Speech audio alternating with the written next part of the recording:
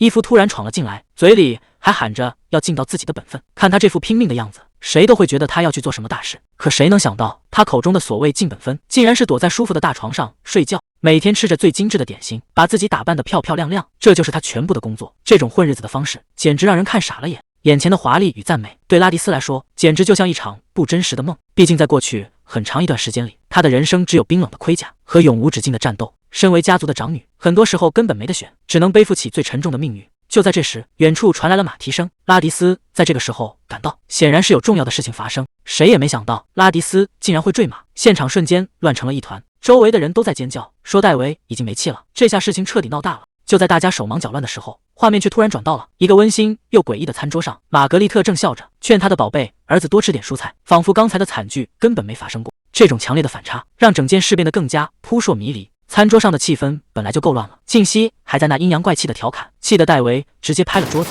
尤里也忍不了了，当场就和庆熙吵了起来。这豪门姐弟互撕的戏码，真是一点面子都不留。就在玛格丽特准备发火的时候，女仆突然慌慌张张地冲了进来，带来了一个让所有人断气的消息：拉迪斯竟然回来了。可听女仆的意思，他现在的状态已经命悬一线。原本还在吵架的几个人，这下全都没了声音。故事要从500年前说起，那时候世界怪物横行，丹特斯王子为了拯救苍生，找来了3位最强的骑士，他们分别带着光之矛、永恒之盾，还有那把传说中的火焰之剑。而现在，这个继承了先祖名号、守住了南方荣誉的蒂尔罗德家长子戴维·拉迪斯正静静地躺在这里，生死未卜。曾经的辉煌与现在的落魄，让这个家族的命运再次走到了十字路口。女仆急得满头大汗，说拉迪斯小姐快没命了，必须赶紧请医生过来。可玛格丽特反手就是一巴掌，让他闭上臭嘴。他根本不在乎拉迪斯的死活，他只担心一件事：如果别人发现中毒的是拉迪斯，而不是他的宝贝儿子戴维，那这个谎就圆不下去了。他冷酷地命令女仆赶紧把那些带血的衣服处理掉，绝不能留下任何证据。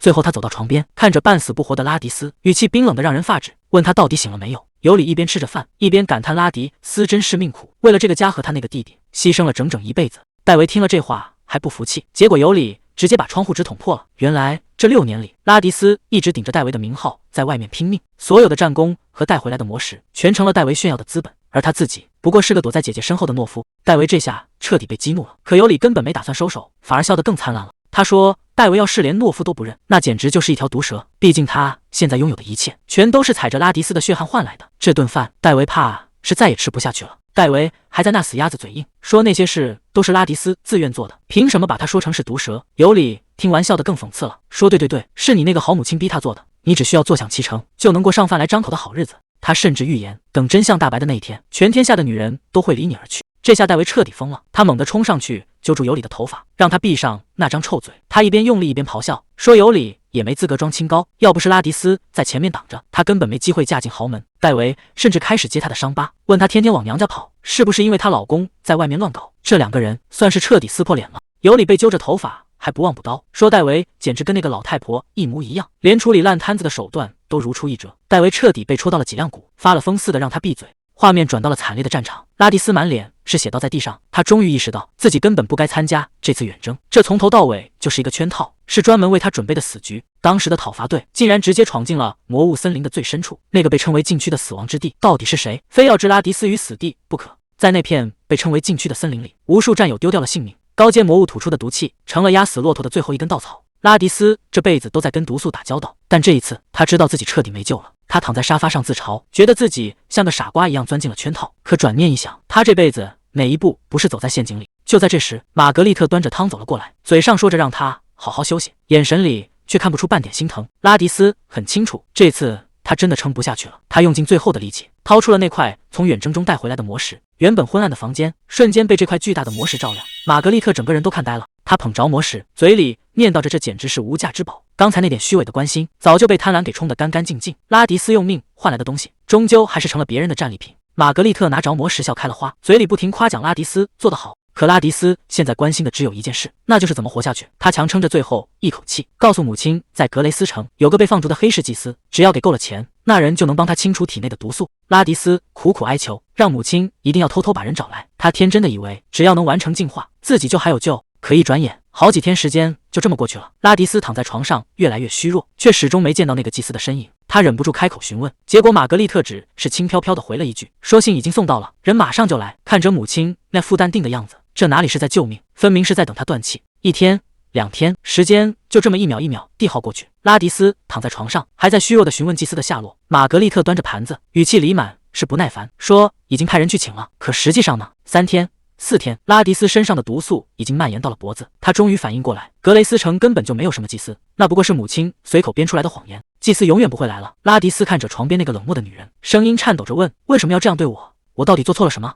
难道在母亲眼里，她真的是个差劲的女儿吗？结果呢？真相远比他想象的更残酷。对玛格丽特来说，拉迪斯从来不是什么女儿，而是一个她从没想要过的多余的存在。她所有的母爱和温柔，早就全部给了相框里的那个男孩，他的长子戴维。玛格丽特看着女儿有礼的照片，恨不得把全世界都捧到她面前。可一提到大女儿拉迪斯，她就觉得浑身不舒服。在她眼里，拉迪斯不仅是个累赘，更是个让她看着就心烦的碍眼货。哪怕现在拉迪斯已经命悬一线，玛格丽特也没有半点愧疚，反而理直气壮地吼道：她这么做都是为了家族，是有必要的。说白了，拉迪斯从来就不是他的孩子，只是一个用完就可以丢掉的工具。其实这些真相，拉迪斯心里比谁都清楚，可他还是拼了命地去努力，去讨好。哪怕到了这一刻，他心里想的竟然还是他只是想被爱一次而已。在拉迪斯最后的意识里，他还在拼命追逐那个遥不可及的梦。看着弟弟戴维和妹妹尤里都能理所当然的撒娇，被父母抱在怀里，他忍不住在心里问：难道我就不能也得到一个那样的拥抱吗？可现实却冷得让人发抖。拉迪斯躺在床上，用最后一点力气问父亲在哪，他想见爸爸最后一面。结果玛格丽特一脸嫌弃，不仅没打算去找人，还咒骂丈夫肯定又死在哪个女人家里了。看着女儿快要断气，这个当妈的没有半点心疼，反而冷冰冰的丢下一句话：拉迪斯，你死后可千万别想着要怪我。你知道格拉迪奥斯是什么意思吗？那是专门放在少女坟头上的花。从你出生的那一刻起，你的命就已经被定死在这个结局里了。随着大门重重关上，拉迪斯彻底陷入了黑暗。那些伴随他一生的诅咒又开始在耳边疯狂回响。因为你是长女，所以必须照顾弟妹；因为你是长女，所以必须听父母的话，不许出声，不许给家族丢脸，甚至连吃饭的桌子上都没有你的位置。这一辈子，他活得太疼了，真的太疼了。他曾经天真的以为，只要熬过这些痛苦，最后一定能等到幸福。可直到这一刻，他才明白，那不过是骗他卖命的谎言。原来这一切到头来全是一场空。拉迪斯在痛苦中彻底崩溃了，他后悔了，后悔自己为什么要为了父母，为了那群弟妹拼命活到现在。什么家族荣誉，什么血脉亲情，全都是骗人的鬼话。他本该为自己而活的，哪怕只有一天也好。可笑的是，直到生命快要走到尽头，在这个最绝望的时刻，他才终于看清了这个残酷的真相。如果人生能重来，他绝对不会再这样活一次。拉迪斯看着自己的生命像这些碎光一样慢慢散开，他心里没有解脱，只有对自己这辈子的误。他后悔了，后悔活过的每一分每一秒，后悔把命卖给了那些不值得的人。就在意识彻底断掉的那一刻，这道刺眼的白光竟然把他带回了一切悲剧还没开始的地方。谁能想到死后的世界竟然这么亮？阳光照进窗户，耳边全是清脆的鸟叫声。拉迪斯猛地睁开眼，发现自己正躺在熟悉的床上。这根本不是什么地狱，而是他16岁那年的清晨。蒂尔罗德家族的长女拉迪斯竟然真的重生了。既然老天爷给了第2次机会，那这辈子他绝对不会再重蹈覆辙了。作为家族的长女，拉迪斯在这个家里根本没人疼没人爱，这就是她的父母玛格丽特和杰德。这种政治联姻从一开始就是个错误。看着眼前的丈夫，玛格丽特心里全是嫌弃。以前是天才骑士又怎么样？现在不过是个走路一瘸一拐的废人。她每天都在盯着他，想看看这个男人到底在搞什么鬼。结果发现他竟然进了一家花店。原来杰德心里一直藏着别人，这下家里彻底炸锅了。玛格丽特指着他的鼻子骂：既然这么爱那个女人，当初为什么要跟我结婚？杰德连头都没回，冷冰冰的丢下一句：我也正有此意，跟你多待1秒都觉得恶心。这2个互相恶恶的人，本来还能维持表面的客气，直到这个孩子的出生，彻底打破了最后的幻想。玛格丽特看着怀里的女婴，没有一点当母亲的喜悦，反而在心里暗骂：怎么偏偏是个女儿？杰德看着刚出生的女儿，没有半点当父亲的喜悦，反而觉得这就是他忍受地狱婚姻的报酬。玛格丽特更是狠心，连看都不想多看一眼，直接下令赶紧把他弄走。下人们都在私下议论，夫人真是太狠了，连还在吃奶的孩子都不放过。这小家伙以后的日子怕是难过了。这一声尖叫传遍了整个庄园，他要把这个碍眼的女儿彻底赶出自己的视线。谁能想到，堂堂贵族家的大小姐竟然被扔在木桶里自生自灭，连个正式的名字都没有。照顾这个被抛弃的孩子，成了女仆们最头疼的事。他们从来没带过娃，一转眼的功夫，拉迪斯就不见了。这下可把大家急坏了。庄园这么大，万一出点什么事，谁也担待不起。找了半天，才发现这小家伙竟然躲在花丛里睡熟了。女仆看着熟睡的拉迪斯，心里一阵发酸。堂堂大小姐，连个正经名字都没有，总不能一直这么叫着。这孩子以后的路到底该怎么走啊？看着满地的唐菖蒲，女仆突然有了主意，既然没有名字，不如就从这花名里取一个，就叫拉迪斯怎么样？小家伙听了特别开心，他终于不再是那个谁都能随手丢弃的无名氏了。可好景不长，拉迪斯在庄园里跑来跑去，很快就引起了贵客们的不满。女仆赶紧向玛格丽特汇报，说客人们都在抱怨，有个野孩子到处乱晃，实在是太失礼了。玛格丽特听完一言不发。玛格丽特冷冷的开口，让人把拉迪斯带到面前。这还是母女俩第一次正式见面。看着眼前这个光着脚、缩手缩脚的孩子，玛格丽特心里没有半点怜悯，反而觉得一阵恶心。这孩子到底怎么回事？真的是我生的吗？在他眼里，拉迪斯根本不是什么女儿，而是一个从来没见过的怪物。这种恶感甚至让他连饭都吃不下去，随手扔掉了餐具。玛格丽特彻底爆发了，她指着洒掉的食物大吼，说拉迪斯是故意的，甚至直言真是看都不想看见他。拉迪斯被吓得落荒而逃，一个人躲在角落里，小小的身体缩成一团。他虽然年纪小，但什么都感觉得到。他拉着女仆的衣角，母亲是不是讨厌我？女仆看着心疼坏了，却只能撒个谎，说夫人只是心情不好，绝对没有讨厌你。可这种苍白的安慰又能瞒得住多久呢？女仆拉着拉迪斯的手，说出了那个流传最广的谎言。她说世界上没有哪个父母会真的讨厌自己的孩子，夫人只是因为你犯了错，只要你再努力一点，一切都会好起来的。年幼的拉迪斯信了，他像是抓住了救命稻草，觉得只要自己表现得更完美，就能换来母亲的一个微笑。可结果呢？每当玛格丽特露出恶恶的神情，拉迪斯就开始不停地反省，是撒了饭菜，还是弄脏了衣服，又或者是自己太吵，挡了母亲的路。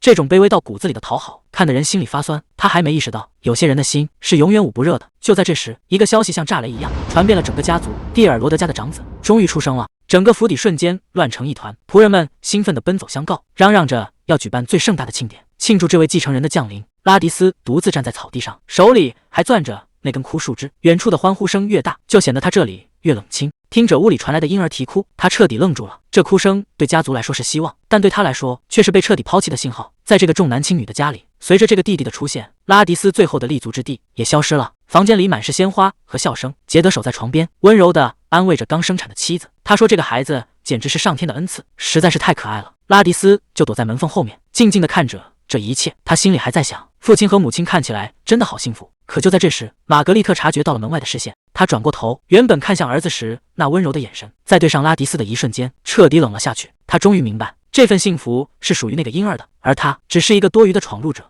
玛格丽特又生了一个女儿，女仆们围在床边拼命夸赞，说这孩子完美继承了夫人的美貌，简直是一模一样。看着怀里金发绿眼的婴儿，玛格丽特笑得格外温柔，她心里甚至在庆幸，生女儿好啊，这样以后就没人会为了家产跟他的宝贝儿子争个你死我活了。这种偏爱简直写在了脸上。他看着这个小女儿，就像在看一件完美的艺术品。而此时的拉迪斯正一个人在旁边玩着纸飞机，他根本不知道，在母亲那精明的算计里，自己只是个顺带的。玛格丽特甚至在想，反正都要请家教，教一个是教，教两个也是教，多带上一个拉迪斯，反正也不花什么额外的钱。玛格丽特抱着心爱的小女儿，心里还在打着算盘。她觉得既然请了家教，不如让拉迪斯也跟着学点，反正以后嫁人的时候多点才艺也能卖个好价钱。可她万万没想到，这个被她当成天头的女儿竟然是个学习天才。书房里，弟弟戴维正趴在地上撒泼打滚，哭得撕心裂肺，根本坐不住。而拉迪斯却像变了个人，他紧紧盯着书本，眼神里全是求知欲，甚至主动追着老师问问题。这下连老师都坐不住了，他专门找到玛格丽特，语气里满是惊喜。他说拉迪斯小姐聪明的过头了，这种天赋绝对应该送去首都的学院深造。听到老师夸奖拉迪斯，玛格丽特不仅没高兴，反而当场就炸了。她觉得拉迪斯比弟弟大2岁，表现好那是理所当然。随后头也不回的甩手离开。到了晚饭时间，父亲杰德又开始给戴维画大饼。他说戴维已经8岁了，必须开始练剑，成为伟大的骑士，因为在这怪物横行的南方，这是唯一的出路。可这话在玛格丽特听来简直就是个笑话。她看着杰德离去的背影，眼神里全是嫌弃。她冷笑着自言自语，说一个连路都走不稳的废人，竟然还有脸在这谈论什么伟大骑士，简直是滑天下之大稽。这个家表面上风平浪静，实际上每个人心里都藏着最恶毒的刀子。玛格丽特捧着戴维的脸，一遍又一遍地叮嘱他说，宝贝，你绝对不能像你爹那样，你必须成为最伟大的骑士，穿上最闪亮的盔甲，像国王一样受人膜拜。为了这个目标，家里请来了一位叫阿尔马诺的老师。这位帅气的老师本想大干一场，可他刚到草地上就彻底傻眼了。本该在这练剑的戴维，竟然在眼皮子底下直接玩起了失踪。谁能想到，堂堂骑士家族的继承人，第一节课竟然是原地摆烂。戴维根本不想练剑，满院子乱跑，最后干脆往草地上一躺，直接罢工了。阿尔马诺老师也是头一次见这种阵仗，他吐槽说自己教了这么多年，还没见过躺着能练成的剑法。他强行把这小祖宗拎起来叫握剑，结果戴维不但不领情，还当场跟老师互掐了起来，一个骂笨蛋，一个回敬白痴，谁也不肯服软。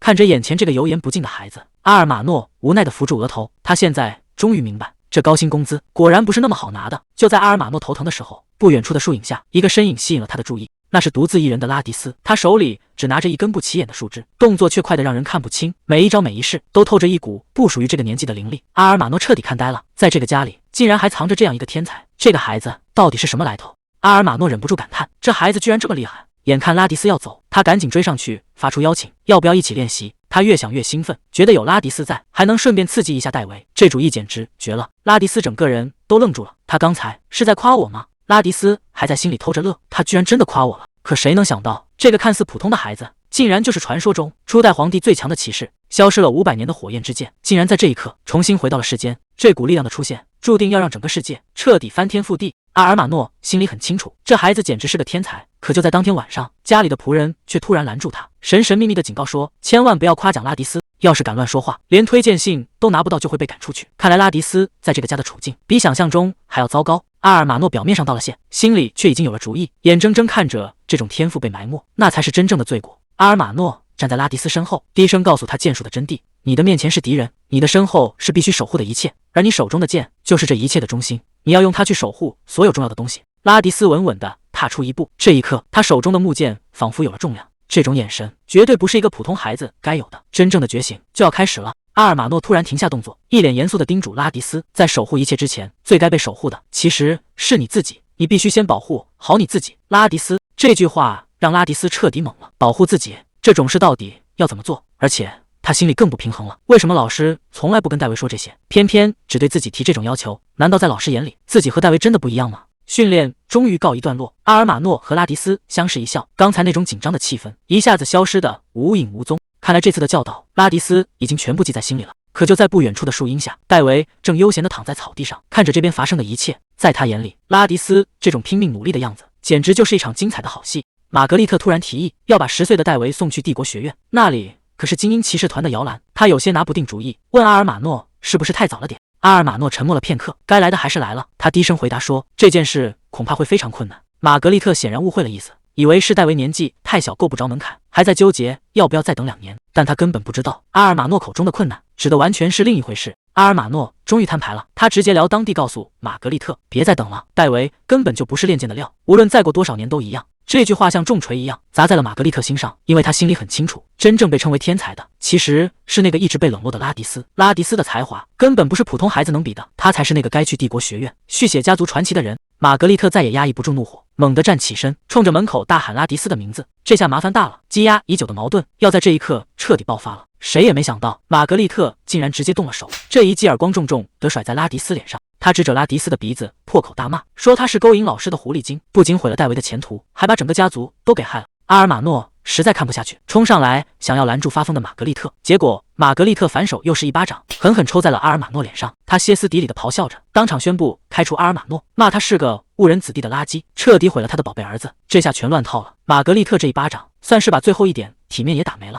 阿尔马诺提着包，头也不回地离开了豪宅，只留下玛格丽特一个人在屋里发疯。他跪在地上，歇斯底里的大喊，心疼戴维白白浪费了这么多年。他甚至冲过去，死死拽住拉迪斯，把所有的错都推到了拉迪斯头上。在玛格丽特眼里，如果不是拉迪斯藏着掖着，戴维早就顺顺利利考进学院了。这种逻辑简直荒唐到了极点。可紧接着，玛格丽特突然停了下来，死死盯着拉迪斯说，既然戴维去不了，那就你去，你替你弟弟去考帝国学院。谁能想到，这个疯女人的执念竟然要把拉迪斯也一起拽进地狱。拉迪斯整个人都懵了，他怎么也没想到玛格丽特竟然能说出这种疯话。既然是你毁了戴维的前途，那你就要负责到底，替你弟弟去参加考试。玛格丽特一边说着，一边翻箱倒柜地找着什么。在他眼里，拉迪斯和戴维的身高长相都差不多，只要穿上厚重的盔甲，根本没人能认出来。玛格丽特的眼神变得越来越可怕，他说只要把头发剪短，一切就天衣无缝了。玛格丽特换了一副面孔，语气突然变得语重心长。他说拉迪斯是家族的长女，为了弟弟的前途和家族的荣誉，这是他必须承担的责任。这还是母亲第一次亲口承认她是这个家的女儿。拉迪斯竟然有些动摇了，他甚至在心里安慰自己，天底下哪有不爱孩子的父母。玛格丽特看准了他的软肋，继续在一旁煽风点火，只要拉迪斯肯努力，一切都会好起来的。拉迪斯最终还是妥协了，决定为了帮戴维通过考试，彻底舍弃掉自己的身份。满地的红发宣告了拉迪斯过去的终结。为了家族的长女这个名号，他亲手剪断了自己的退路，换上男装，背起行囊，他正式踏上了替弟弟考试的旅程。玛格丽特站在台阶上，破天荒地夸了一句做得好。就这么简简单单3个字，却让拉迪斯觉得之前受的所有委屈都值了。这还是母亲头一回认可他的存在。他在心里默默感谢阿尔马诺老师，是老师教给他的剑术，成了他现在唯一的底气。拉迪斯头也不回地走向马车，这一去，他将彻底告别女孩的身份，去迎接那场生死未卜的考验。拉迪斯心里一直有个疙瘩，阿尔马诺老师因为他丢了工作，他只能偷偷写信去道歉，希望老师能有个好前程。可他万万没想到，老师竟然真的回信了。还没等他把信拆开，玛格丽特就因沉着脸出现在身后。看着玛格丽特手里那封信，拉迪斯整颗心都提到了嗓子眼。这下麻烦大了，私自联系被赶走的人，在玛格丽特眼里就是明晃晃的背叛。就在玛格丽特突然抬手的那一刻，拉迪斯下意识地缩了一下，他已经做好了挨打的准备。可预想中的巴掌并没有落下，玛格丽特这次居然没动手。这种反常的举动反而让拉迪斯觉得更加不安了。玛格丽特这次确实没动手，但他接下来的举动比打一巴掌还要狠。他当着拉迪斯的面，直接把那封回信凑到了火苗上。火舌瞬间舔过信纸，那是拉迪斯唯一的慰藉，也是他和外界唯一的联系。就这样在跳动的火光中，一点点化成了灰烬。玛格丽特这是在警告他，既然选择了替弟弟去考试，就必须断了所有不该有的念想。在这个家里，他只能做一个听话的工具。玛格丽特轻描淡写地说，只要想当上骑士，就必须去那个地方。戴维整个人都炸毛了，那可是怪物森林，沾上魔气命都要丢掉一半。结果玛格丽特根本不在乎，他眼里只有值钱的魔石，甚至觉得这买卖很划算。戴维死活都不肯去，毕竟谁也不想为了个名号把命搭进去。就在这时，玛格丽特突然停了下来，她说自己想到了一个好主意，看这眼神就知道肯定又有人要倒霉了。在这个家里，只有后院能让拉迪斯喘口气，哪怕只有一把木剑，他也想靠自己练出个名堂。可这种清静日子很快就被玛格丽特打破了。他带来了一个所谓的好消息，说温兹领主正在到处找老婆，只要能生儿子，对方不仅不要嫁妆，还会给出一大笔赏金和领地。这哪里是出嫁，分明就是一场人口买卖。拉迪斯还没回过神，接下来的话才真正让人心寒。那个领主已经70岁了，玛格丽特居然还能笑着说，这会让他有种新婚的感觉。看着母亲那副理所当然的样子，拉迪斯握紧了手里的木剑，他终于意识到，在这个家，他从来就不是一个女儿，而是一件待价而沽的商品。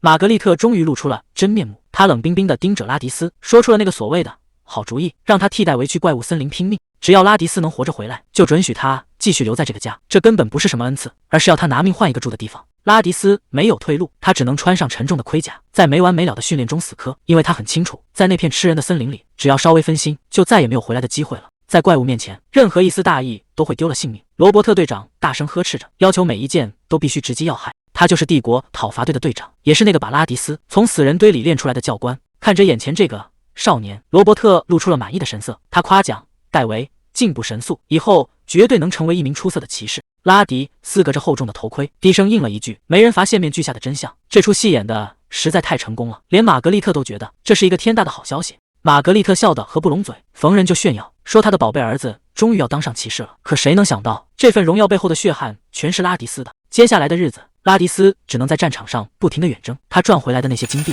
还没捂热，就被家里人分了个干净。戴维欠下的赌债要还，父亲生意亏的窟窿要补，甚至连母亲的首饰，还有有理出嫁的昂贵嫁妆，全都要靠拉迪斯拿命去换。他就像是全家人的提款机，被死死地困在战场上，根本没法脱身。就在这种没完没了的厮杀中，拉迪斯立下的战功越来越多，甚至被直接提拔成了帝国讨伐队的副团长。在外人看来，这是光宗耀祖，可只有他自己知道，这辈子算是彻底被这个家套牢了。罗伯特队长拍着他的肩膀，把所有的希望都寄托在戴维身上。在外人眼里，他是帝国最耀眼的烈焰之剑，是受万人敬仰的副团长。可谁能想到，在那些光鲜亮丽的荣誉背后，拉迪斯的身体早就被魔力侵蚀得烂透了。直到临死前的那一刻，都没有人来救过他。他就这样孤独地死在阴暗的角落，带着满身的伤痕和不甘，彻底闭上了眼睛。可就在这时，奇迹发生了，拉迪斯猛地睁开眼，发现自己居然还活着，身体轻得不像话，那些折磨他一辈子的剧痛全消失了。他颤抖着看向自己的双手，皮肤光滑如初，甚至连常年练剑磨出来的老茧都不见了。这根本不是什么死后的幻觉，他意识到自己竟然回到了这一切悲剧还没开始的时候。拉迪斯猛地从床上坐起来，看着镜子里这张稚嫩的脸，还有这一头利落的短发，他整个人都愣住了。这真的是10年前的自己。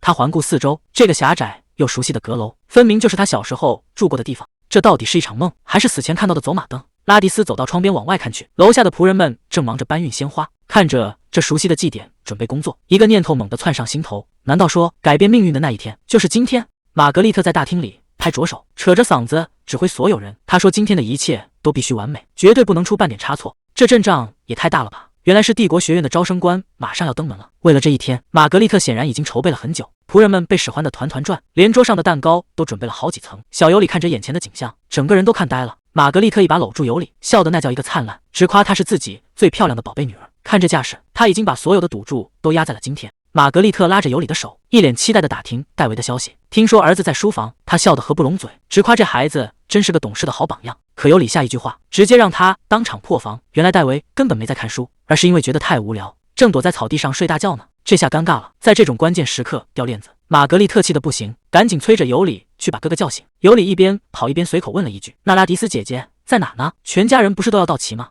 一听到拉迪斯的名字，玛格丽特的态度瞬间变了。她一脸嫌弃地说：“那个扫兴的家伙根本不重要，让他出来只会坏了今天这桩好事。”帝国学院的招生官克莱恩终于正式登门了。他这一露面，整个蒂尔罗德家族都忙着上前巴结。克莱恩笑着递上录取通知书，直夸玛格丽特两口子真是好福气，能培养出这么优秀的儿子。玛格丽特嘴上说着过奖，心里估计早就乐开了花。可客套话刚说完，克莱恩就提出想见见正主戴维。这下玛格丽特有点慌了，毕竟亲儿子还在后山睡大觉呢，他只能一边陪笑，一边拼命找借口拖延时间。就在这尴尬的节骨眼上，走廊里突然传来了一阵沉重又清脆的金属碰撞声。玛格丽特一看到盔甲人出现，兴奋的嗓门都高了几度。他想都没想就认定这是儿子戴维，赶紧招呼招生官过来看。克莱恩也跟着一顿猛夸，说这孩子在考试时就惊艳全场，简直就是当年那位天才的翻版。玛格丽特听的那叫一个得意，恨不得把儿子捧到天上去。可还没等他高兴完，气氛瞬间降到冰点。这个戴维不仅一言不发，反而当众拔出了寒光闪闪的长剑。这下全场都懵了。玛格丽特还以为是儿子的恶作剧，急得直跺脚，大喊着让戴维赶紧把剑放下，说这种玩笑一点都不好笑。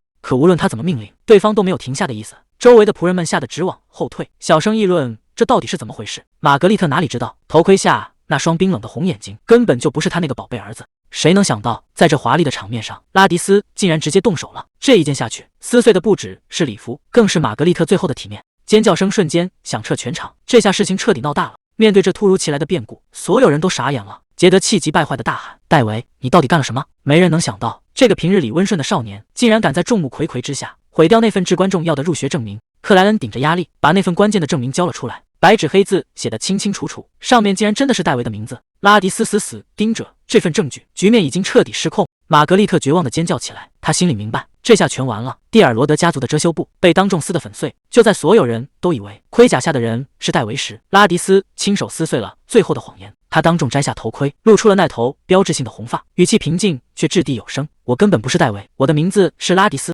克莱恩整个人都愣住了，他怎么也没想到，眼前这位大小姐竟然就是当初那个惊艳全场的骑士。拉迪斯冷笑着提醒他，当初在考场上指路的时候，盔甲里的那个人从始至终都是他自己。这下真相大白，冒名顶替的丑闻彻底藏不住了。玛格丽特精心编织的幻梦，就在这一刻被拉迪斯亲手粉碎。就在真相大白的时候，戴维竟然还大摇大摆地走出来，当众宣布自己才是家族的骄傲。他笑得有多灿烂，接下来的场面就有多讽刺。看着全副武装的拉迪斯，戴维还没反应过来，甚至还理直气壮地质问：“你为什么要穿我的盔甲？”这副跳梁小丑的模样，成了压死骆驼的最后一根稻草。玛格丽特看着眼前的闹剧，知道一切都无法挽回了，她当场瘫倒在地，连一句话都说不出来。沉重的头盔滚落在地，拉迪斯整个人瘫在床上，发出了如释重负的笑声。谁能想到，这场筹谋已久的复仇，竟然简单的有些荒谬。他看着窗外的阳光，心里甚至觉得有些不真实。难道这只是临死前的一场美梦？如果早知道反抗这么爽快，当初何必忍受那么多委屈？拉迪斯闭上眼，这一刻，他觉得就算现在死掉，这辈子也彻底值了。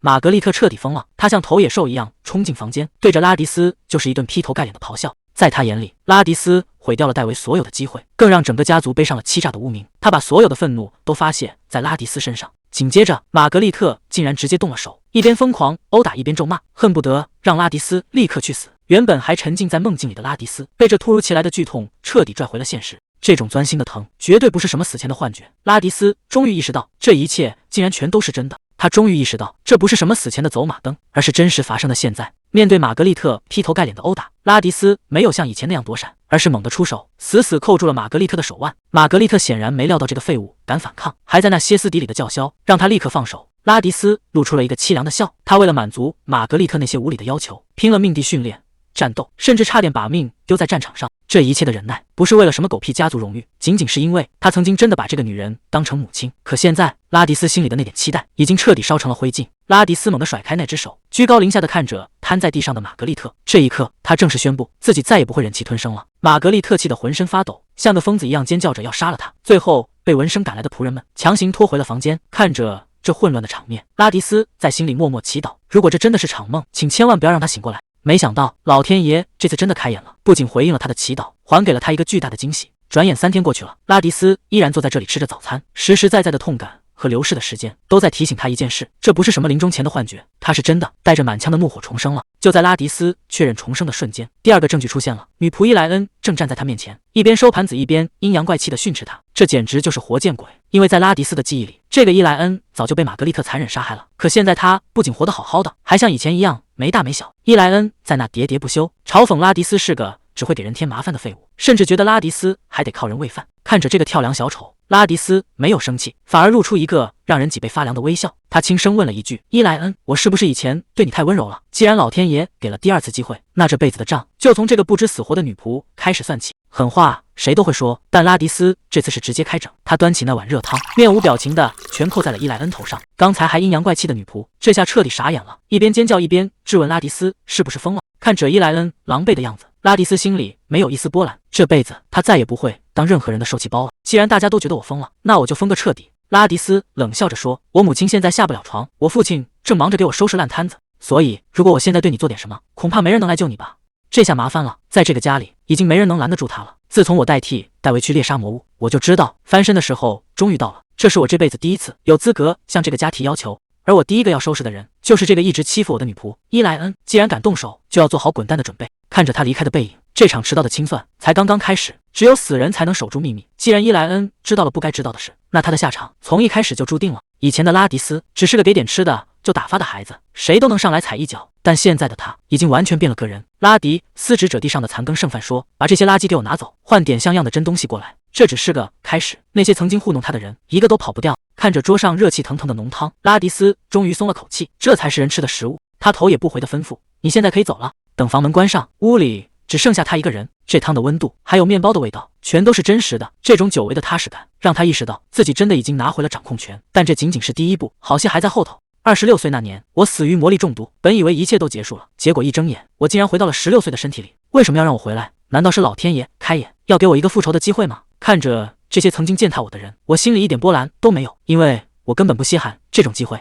真正让我感到痛苦的，从来就不是这些所谓的欺凌。既然重活一世，我要的可不仅仅是复仇那么简单。以前我总觉得，不管是去深山老林里玩命，还是身体被魔力侵蚀到烂掉，这些我都能扛得住。我以为只要自己够硬，就没什么能打倒我。可直到现在我才明白，真正的痛苦根本不是这些皮肉伤，而是看着那些所谓的家人在灯火辉煌里谈笑风生，而我却像个被扔在阴影里的垃圾。那种被彻底抛弃的滋味才是最杀人的。我本以为自己不在乎，结果全都是我自以为是。以前我真的太蠢了，总觉得只要自己拼命做到最好，哪怕只有一点点，他们或许也会试着爱我。现在想想，这种卑微到骨子里的期待简直就是个笑话。没必要再挣扎了，在父母和那些兄弟姐妹眼里，我根本什么都不是。就算我继续留在这里，就算我再怎么讨好，结果也不会有任何改变。既然这里容不下我，那我也不伺候了，我必须离开这个地方，去拿回属于我自己的东西。说要走，可真到了这一步，我才发现自己两眼一抹黑，到底该往哪儿去？我这辈子待过的地方，除了这个冷冰冰的家，就只剩下那片满是魔兽的森林了。与其在这里受气，倒不如直接搬进森林里住。虽然到处是危险，但起码比待在这儿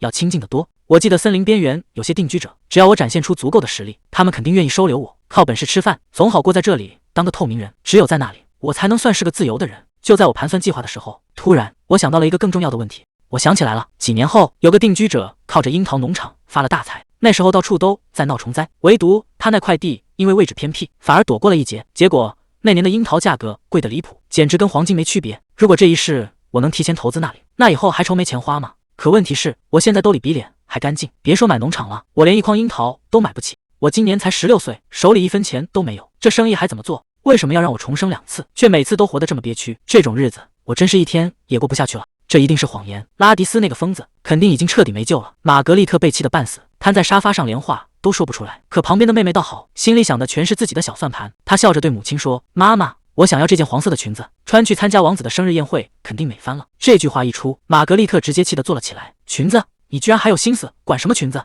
为了给拉迪斯那个烂摊子擦屁股，家里已经花了多少冤枉钱？结果呢？那个不争气的家伙连学院都没进去，现在你居然还想让我花钱给你买新裙子？简直是开玩笑！尤里在地上撒泼打滚，哭着喊着要买新裙子，非说只有穿上它才能在舞会上勾住王子的魂。玛格丽特被吵得心烦意乱，她现在哪还有心思管什么裙子？为了掩盖拉迪斯闯下的祸，家里早就被掏空了。当初为了把那场闹剧压下去，到处求人送礼，好不容易才编了个借口，说那只是拉迪斯在跟哥哥闹着玩。本以为花点钱就能息事宁人，谁知道那个招生官是个死脑筋，非要搞什么重新考核，简直就是个笑话。这下好了，大把的银子全打了水漂，入学资格还是被取消了。这笔账迟早要算在拉迪斯头上。玛格丽特现在恨得心里直冒火，要不是因为拉迪斯那个死丫头，戴维现在早就坐在学院的教室里了，真是个扫把星。这副凶狠的样子，把旁边的小女儿尤里吓得够呛，还以为妈妈是在骂自己，眼看就要哭出声了。玛格丽特一看这架势，赶紧换了一副面孔，心肝宝贝的哄着说：“刚才那话绝对不是冲着她去的。”为了堵住尤里的嘴，母亲只能咬牙答应买下新裙子，问她到底相中了哪一件。尤里指了指书上的款式，玛格丽特凑过去一看，这眼光可真是够毒的，看来这次又要大出血了。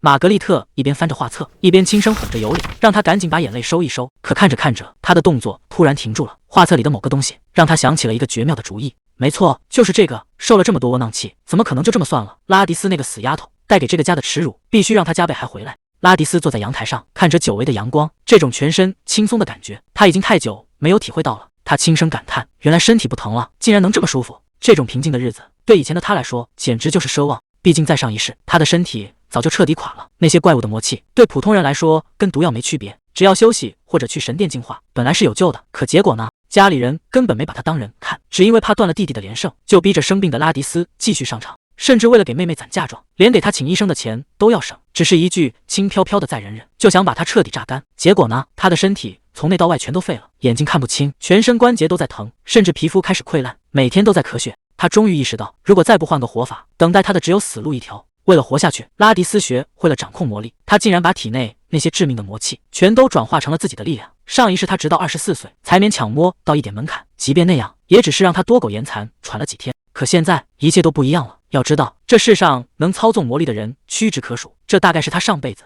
唯一走大运的一件事。而这一次，这股力量将成为他翻盘的底牌。除了掌控魔力，拉迪斯上辈子还有一件幸事，那就是遇到了他。那个男人曾握着剑，一脸认真地告诉他，拉迪斯，这套剑法的核心只有2个字，那就是守护。千万不要被愤怒冲昏头脑，更不能像海浪一样只顾着宣泄，你必须时刻留有余力去护住你身后想要保护的人。他笑着问，你听明白了吗？这一番话成了拉迪斯心中最深的烙印，也让他明白了手中这把剑真正的意义。拉迪斯收起剑，恭敬地回应着阿尔马诺老师。他在心里一遍遍默念，剑法的核心是守护，这不仅仅是招式，更是他重活一世的信念。阿尔马诺看着眼前的少女，眼里满是欣慰。拉迪斯，你做得很好，甚至在他教过的所有学生里，拉迪斯是进步最快的那一个。他由衷地感到骄傲，这种肯定是拉迪斯在那个冰冷的家里从未听过的话。这一刻，他才真正感觉到自己不再是那个被随意丢弃的工具。看着远处的风景，拉迪斯忍不住在想，如果自己有一对正常的父母，是不是也能感受到这种温暖？他打算找个机会私下和阿尔马诺老师取得联络，毕竟在那段黑暗的日子里，那是他唯一的依靠。就在这时，房门被轻轻推开，伊莱恩端着餐盘，结结巴巴地站在门口。小姐，我把饭送来了。拉迪斯只是平淡地回了一句谢谢。看着桌上丰盛的早餐，拉迪斯心里很清楚，看来上次确实把他们吓得不轻，现在的待遇已经完全不一样了。他正打算让伊莱恩离开，对方却突然叫住了他，说夫人一会儿要见他，甚至还专门准备了礼物。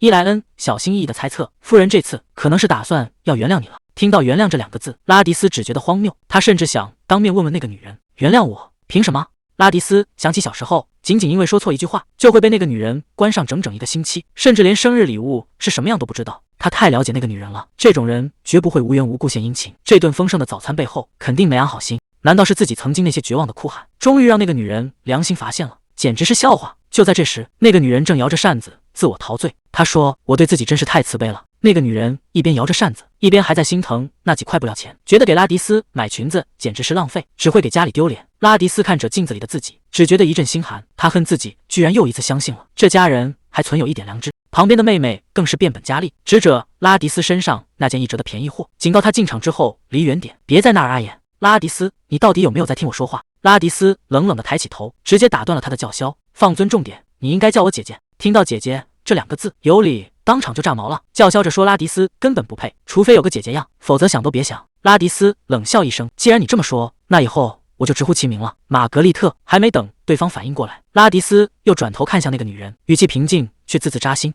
你也一样，想要我把你当成母亲，你必须先有个当妈的样子。这下家里彻底乱套了，玛格丽特气得语无伦次，大骂拉迪斯是个白眼狼，局面已经彻底失控。但这仅仅是个开始，尤里还在喋喋不休，抱怨家里一天安生日子都没有。就因为有拉迪斯这个扫把星在。拉迪斯听着这些话，心里只觉得一阵荒谬，因为在这个家里，不管出了什么烂事，最后全都要怪到他头上。不管是别人的感情不和，还是谁没本事烂醉如泥，甚至连小孩子的无理取闹，最后都能绕回到他身上。反正只要拉迪斯还在，他们就永远能为自己的无能找到最完美的借口。这种日子他已经受够了。拉迪斯提着沉重的裙摆走下马车，他忍不住在心里吐槽，这玩意儿居然比盔甲还要沉。毕竟这种华丽的衣服，他以前连碰都没机会碰。看着眼前灯火辉煌的巨大庄园，拉迪斯彻底愣住了。他从来没见过这么宏伟的地方。原来每当戴维拿着他的名号在外面到处设交显摆的时候，他都被像个犯人一样关在家里，对这一切一无所知。但现在他终于站到了聚光灯下。拉迪斯在心里暗暗发誓，以前那种任人宰割的日子绝不会再发生了。今晚是帝国三皇子的生日宴，玛格丽特夫人故意让他穿上这身又蠢又不舒服的裙子，就是想在众目睽睽之下看他笑话。但他们根本没意识到，拉迪斯已经不是以前那个软柿子了。既然对方想把他当成垫脚石，那他就顺势而为。与其坐着等死，不如主动出击，这可是他翻身的绝佳机会。随着侍从的一声宣告，拉迪斯正式踏入了这片名利场，局面马上就要反转了。这就是帝国讨伐队，也是拉迪斯前世赌上性命效忠的地方。可惜北方的皇室根本不在乎边境，反倒是南方的罗素侯爵家手里握着真正精锐的私兵。既然这辈子只会猎杀魔物，那这里就是他唯一的翻身机会。拉迪斯换上礼服，混入舞会，看着眼前这些虚伪的寒暄，真正的博弈现在才要开始。周围全是刺耳的议论声，这些贵族都在等着看笑话，嘲笑拉迪斯身上这件滑稽的礼服。显然，这是玛格丽特故意设下的陷阱，想用这种方式让他认清身份，在所有人面前丢尽脸面。但这招根本没用，因为拉迪斯心里很清楚，过了今天，他再也不会和这群人有任何交集。随他们怎么看吧，反正这地方他一秒钟都不想多待。玛格丽特正当众演戏，把拉迪斯抹黑成一个嫉妒弟弟、抢夺考试名额的疯女人，甚至还编出一套瞎话，说他那个宝贝儿子戴维是为了姐姐的名声才主动放弃入学。这出戏演的确实精彩，周围的人都在建议赶紧把这个没教养的丫头送走。拉迪斯听得只想发笑，这不正是他想要的吗？既然对方急着赶人，那他正好顺水推舟。就在这时，罗素家的骑士团出现了，这才是他今晚真正的目标。只要能加入这支讨伐队，他就能彻底摆脱这个家。玛格丽特变脸比翻书还快，当众羞辱拉迪斯穿得像个站大街的，甚至还找来一个男人要把他像商品一样处理掉。在玛格丽特嘴里，这个叫霍福的男人是个成功的商人，是拉迪斯高攀不起的救命稻草。男人笑得一脸虚伪，还以为拉迪斯是个什么都不懂的单纯少女，可他根本不知道，拉迪斯一眼就认出了这张脸，这家伙根本不是什么商人，而是一个臭名昭著的诈骗犯。前世就是他骗走了家族所有的魔力石。这下事情变得有意思了。霍福还想在拉迪斯面前装绅士，摆出一副长辈的架势，想带这个没见过世面的小姑娘转转。结果拉迪斯根本不领情，直接冷冰冰地拒绝了他。这下男人彻底装不下去了，他开始拿拉迪斯的裙子撒气，嘲笑这是打一折都没人要的过时货，还讽刺他们家是不是已经破产了，穿这种破烂来参加宴会。谁知拉迪斯一点没生气，反而淡定地回怼，说自己只是个听话的16岁孩子，给什么就穿什么。倒是霍福先生你，光盯着裙子打几折，却连最基本的教养都没有。这番话直接把对方噎得说不出话来。拉迪斯一秒钟都不想多待，随便找个借口就要走。这种骗子这辈子最好都别扯上关系。可霍福这家伙居然厚着脸皮追了上来，一边喊着说错话了，一边死缠烂打，非要再聊聊。拉迪斯心里烦得要命，这人怎么跟个狗皮膏药一样，甩都甩不掉。就在他忍无可忍的时候，窗外出现了一个熟悉的身影，那是罗素家的骑士团长。真正的机会终于出现了。不可能吧！拉迪斯提起裙摆就往外冲，那个身影绝对不会看错。他穿过漆黑的花园，心里反复告诉自己，骑士团长怎么可能出现在这种地方？可等他停下脚步，四周除了冷清的月光，什么都没有。看来真的是看走眼了。罗伯特那样的人根本没理由出现在这。刚才那一瞬间的期待，终究还是落空了。该回去了，今天还有正事要办。毕竟这种高端宴会，以后可能再也没机会参加了。结果帅不过3秒，脚下的廉价高跟鞋突然打滑，堂堂帝国讨伐队的副团长竟然在大庭广众之下摔了个狗吃屎，这下丢人丢到家了。要是让以前的部下看见，非要笑掉大牙不可。都怪这双破鞋不给力。就在拉迪斯尴尬的想找个地缝钻进去时，一只戴着白手套的手突然伸到了他面前，温柔的声音从头顶传来，问他有没有受伤。拉迪斯抬头一看，整个人都愣住了，出现在眼前的竟然是一个气质不凡的银发男人。三皇子主动伸出手问，你没事吧，这位小姐？拉迪斯整个人都愣住了，这世上怎么会有长成这样的人？这种级别的长相绝对不是什么普通路人。三皇子看他半天没动静，关心的问是不是哪里不舒服。拉迪斯赶紧摆手拒绝，说自己完全没问题，打算强撑着站起来。可帅不过3秒，偏偏这时候鞋跟断了，这下真的尴尬了。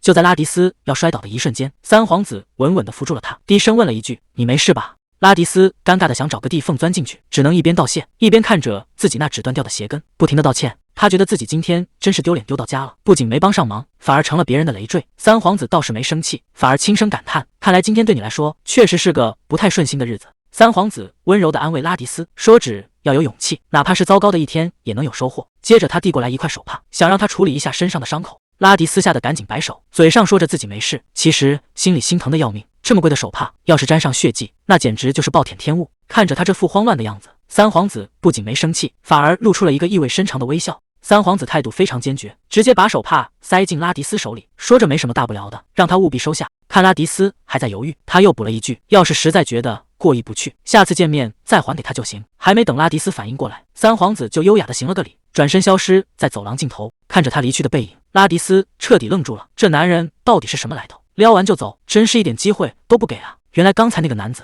就是今天这场宴会的主角，当朝的三皇子。面对众人的簇拥和生日祝福，他表现得非常淡定，只说自己刚才出去透了透气。就在这时，伊夫语气里带着一丝玩味，他压低声音问三皇子：殿下，难道刚才那种类型的女孩子真的是你的菜吗？这话一出，气氛瞬间就变得微妙了。面对伊夫的试探，三皇子直接开始装糊涂，一脸淡定地说：完全听不懂你在说什么。伊夫也没打算拆穿，只是意味深长地笑了笑，祝他生日快乐之后就转身离开了。可就在没人注意的时候，伊夫脸上的表情瞬间变得完全不一样了。他盯着远处那个红色的身影，眼神里满是势在必得的野心。看来刚才那番话全都是演给别人看的。拉迪斯这下是真的被这头恶狼盯上了。拉迪斯手里紧紧攥着那块手帕，左看右看，都舍不得用，总觉得这么精致的东西拿来擦眼泪实在是太浪费了。他盯着手帕脚上的缩写，心里还在不停地琢磨，那个像天使一样救他于水火的男子到底会是谁呢？就在这时，一个身影让他整个人瞬间定在原地。拉迪斯突然提着裙子冲了出去。菲利斯大人，请等一下！被叫住的菲利斯一脸懵，他转过身仔细打量着拉迪斯，确定自己从来没见过这位大小姐，不明白她为什么能一口叫出自己的名字。拉迪斯赶紧自报家门，说自己是蒂尔罗德家族的成员，接着就开始一顿猛夸，说菲利斯是帝国最强的盾牌，专门负责抵御魔物森林的危险。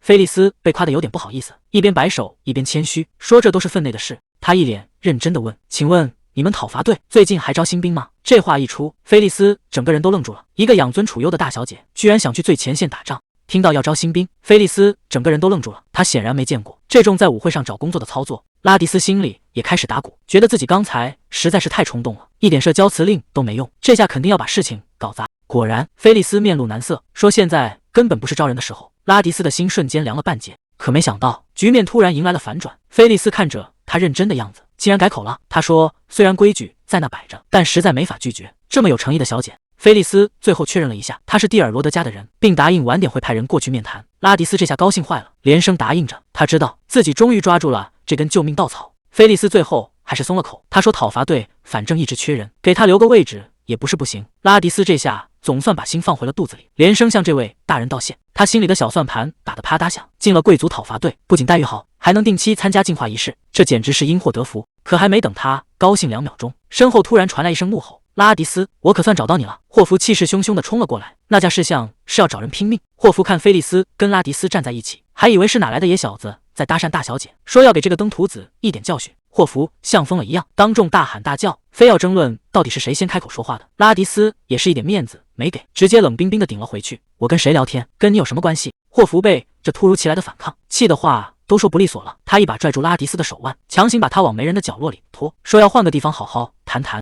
一边拽他还不忘一边数落，说自己平时对拉迪斯太好了，才让他现在敢爬到老子头上来撒野。别忘了你妈是怎么把你托付给我的。霍福还在那咬牙切齿地放狠话，说拉迪斯今天死定了。结果话音刚落，局面就彻底失控了。谁能想到拉迪斯根本没打算继续废话，直接一记重拳，当场就把霍福打得灵魂出窍。看折倒在地上不省人事的霍福，拉迪斯居然还在那自我怀疑，是不是刚才下手太重了？毕竟对付这种人渣，他本想表现得更优雅一点，但现在人已经晕了，总不能就这么扔在走廊里，万一被路人看见，那可就解释不清楚了。拉迪斯当机立断，拽起霍福的2条腿，像拖死狗一样往阴影里拽，得赶紧找个没人的房间，把这麻烦彻底藏起来，总算把这麻烦经给处理掉了。拉迪斯长舒了一口气，看着地上那具像僵尸一样的身体，他心里只有嫌弃。可就在这时，霍福身上掉出来的东西吸引了他的注意，那是几颗闪烁着诡异光芒的石头，竟然是魔晶。看来这家伙背地里还在偷偷摸摸做这种违禁品生意，真是一点都没变。不过这倒是提醒了拉迪斯，只要能顺利加入讨伐队，以后这种稀有的魔晶他就能名正言顺的留给自己用了。拉迪斯已经想好了，这些宝贝魔晶他一颗都不打算上交，全都要留着自己用。可还没等他高兴太久，手心里突然传来了异样的动静，原本光芒四射的魔晶竟然开始变得暗淡无光。事情不对劲，拉迪斯定睛一看，整个人都愣住了。这些价值连城的魔晶竟然在众目睽睽之下迅速失去了魔力，甚至开始碎成了粉末。原本指望靠他翻身，结果到手的东西居然废了，这到底是怎么回事？到底哪里出了问题？眼看最后的机会就要消失，这种感觉太不对劲了。拉迪斯突然停下动作，某种异样正在他体内蔓延，绝对不可能。他赶紧翻开随身的口袋，想要确认最后的一丝希望，结果袋子里空空如也，剩下的魔力石远远不够。他现在必须找到更多，否则一切都来不及了。那个混蛋到底骗了多少人？拉迪斯现在才反应过来，连马夫都对他那些烂事习以为常。玛格丽特还在旁边帮腔，说没人比那个男人更懂魔力石。可事实证明，大家全都被他给耍了。拉迪斯想起那个男人提过，书架后面藏着一个秘密仓库，里面堆满了数不清的宝贝。既然是骗局，那真相一定就藏在这里。他独自来到书房寻找线索，果然在书架上发现了一本旧书。随着密室大门开启，拉迪斯这下算是开了眼了。满屋子的箱子里全是魔力石，那个男人到底搜刮了多少民脂民膏？这些石头是整个帝国的能源，但本质上它们全是从怪物身上取下的魔性能量，普通人根本没法直接驾驭。拉迪斯看着这一屋子的禁忌，心里很清楚，想要掌控这种力量，就像是想徒手抓住闪电一样，这根本不是在发财，而是在玩火自焚。普通人要是感动这些能量，下场只会有一个。普通人要是直接碰这些石头，简直就是不要命了。这种魔性能量对人类来说，跟剧毒或者雷击没什么区别，必须通过特殊装置才能转化。可奇怪的事情发生了，这些本该致命的魔力石，现在竟然在源源不断的给拉迪斯提供能量。他以前只试过转化体内的力量，像这样直接吸收外界的魔能，绝对是破天荒头一次。难道是自己的身体出了什么大问题吗？自从回到过去，拉迪斯发现身体完全不一样了，这种对魔力的敏锐感知，简直像是换了一个人。难道重生环附带了这种福利？阿尔马诺曾经说过，在整个帝国能真正操控魔力的人凤毛麟角，这可不是靠努力就能换来的，纯粹是老天爷赏饭吃。哪怕是训练了几十年的老骑士，如果没有这份天赋，这辈子也别想摸到魔力的门槛。所以能凝聚出魔力核心的人，每一个都是国宝级的存在。阿尔马诺笑着告诉他，这种人会被授予魔剑士的称号，那可是至高无上的荣誉。他一边说着，一边递给拉迪斯亲手做的三明治。看着眼前这个温柔的男人，拉迪斯心里很清楚，这份突如其来的强大天赋将会彻底改变他这一世的命运。拉迪斯曾经天真的问过，到底要怎么做才能拥有属于自己的魔力核心？可他当时并不知道，哪有什么老天爷赏饭吃，前世他之所以能掌控魔力，纯粹是为了活下去，在死亡边缘进行的最后挣扎。如果当时没能成功凝聚核心，他早就因为魔性能量中毒，死在那个无人知晓的角落了。这根本不是什么正规的觉醒方式，而是在拿命去赌一个1/1000的机会，在剧毒的魔能中强行感应魔力。这种手段简直闻所未闻。也正因为这种力量来源太不寻常，拉迪斯一直把这个秘密藏在心底，从来没对任何人提起过。他很清楚，一旦这种见不得光的力量暴露，等待他的绝对不是什么荣誉和赞美，而是无数双充满怀疑和恐惧的眼睛。这种时候，多一事不如少一事。拉迪斯决定先把秘密烂在肚子里，要是能立刻见到阿尔马诺教授，当面问个清楚就好了。就在他盘算接下来的计划时，身后突然传来一阵呻吟，地上的霍福迷迷糊糊地，嘴里还念叨着拉迪斯的名字，甚至伸手想要挽留他。这副半死不活的样子，简直就是个烫手山芋。拉迪斯可没心思在这儿叙旧，万一这家伙现在醒过来，刚才发生的一切就全穿帮了。他看着空荡荡的盒子，心里已经有了主意，趁着对方还没彻底睁眼，赶紧离开这个是非之地。拉迪斯头也不回的转身，直接消失在夜色中。马车摇摇晃晃回到庄园，拉迪斯现在只觉得精疲力竭。他正琢磨着该怎么安全的收到老师的回信，结果刚进门，麻烦就自己找上门了。玛格丽特突然出现，劈头盖脸就是一声怒吼，看那架势，恨不得当场把拉迪斯给生吞了。他指着拉迪斯的鼻子质问，到底是谁给的胆子，竟然敢这么昂首挺胸的走进来，仿佛拉迪斯出现在这里就是一种莫大的罪过。面对这突如其来的发难，拉迪斯只是淡淡的回了一句，我做错什么了吗？这种不痛不痒的态度，瞬间让玛格丽特彻底破防。他指着拉迪斯的鼻子大骂，说他彻夜不归，一进社交界就给家族丢脸。可拉迪斯根本不吃这一套，当初是谁为了巴结权贵，非要逼着他去接近那个男人？玛格丽特被戳到了痛处，瞬间恼羞成怒，是让你去讨好人家，可没让你在外面鬼混一整晚。就在玛格丽特准备动手的时候，拉迪斯猛地抬起头，那眼神冰冷的没有一丝温度，仿佛眼前的不是什么妇人，而是一个死人。这种前所未有的压迫感让玛格丽特当场愣在原地，原本到了嘴边的脏话竟然一个字也吐不出来。玛格丽特怎么也没想到，这个一向听话的死丫头现在竟然敢当面顶嘴，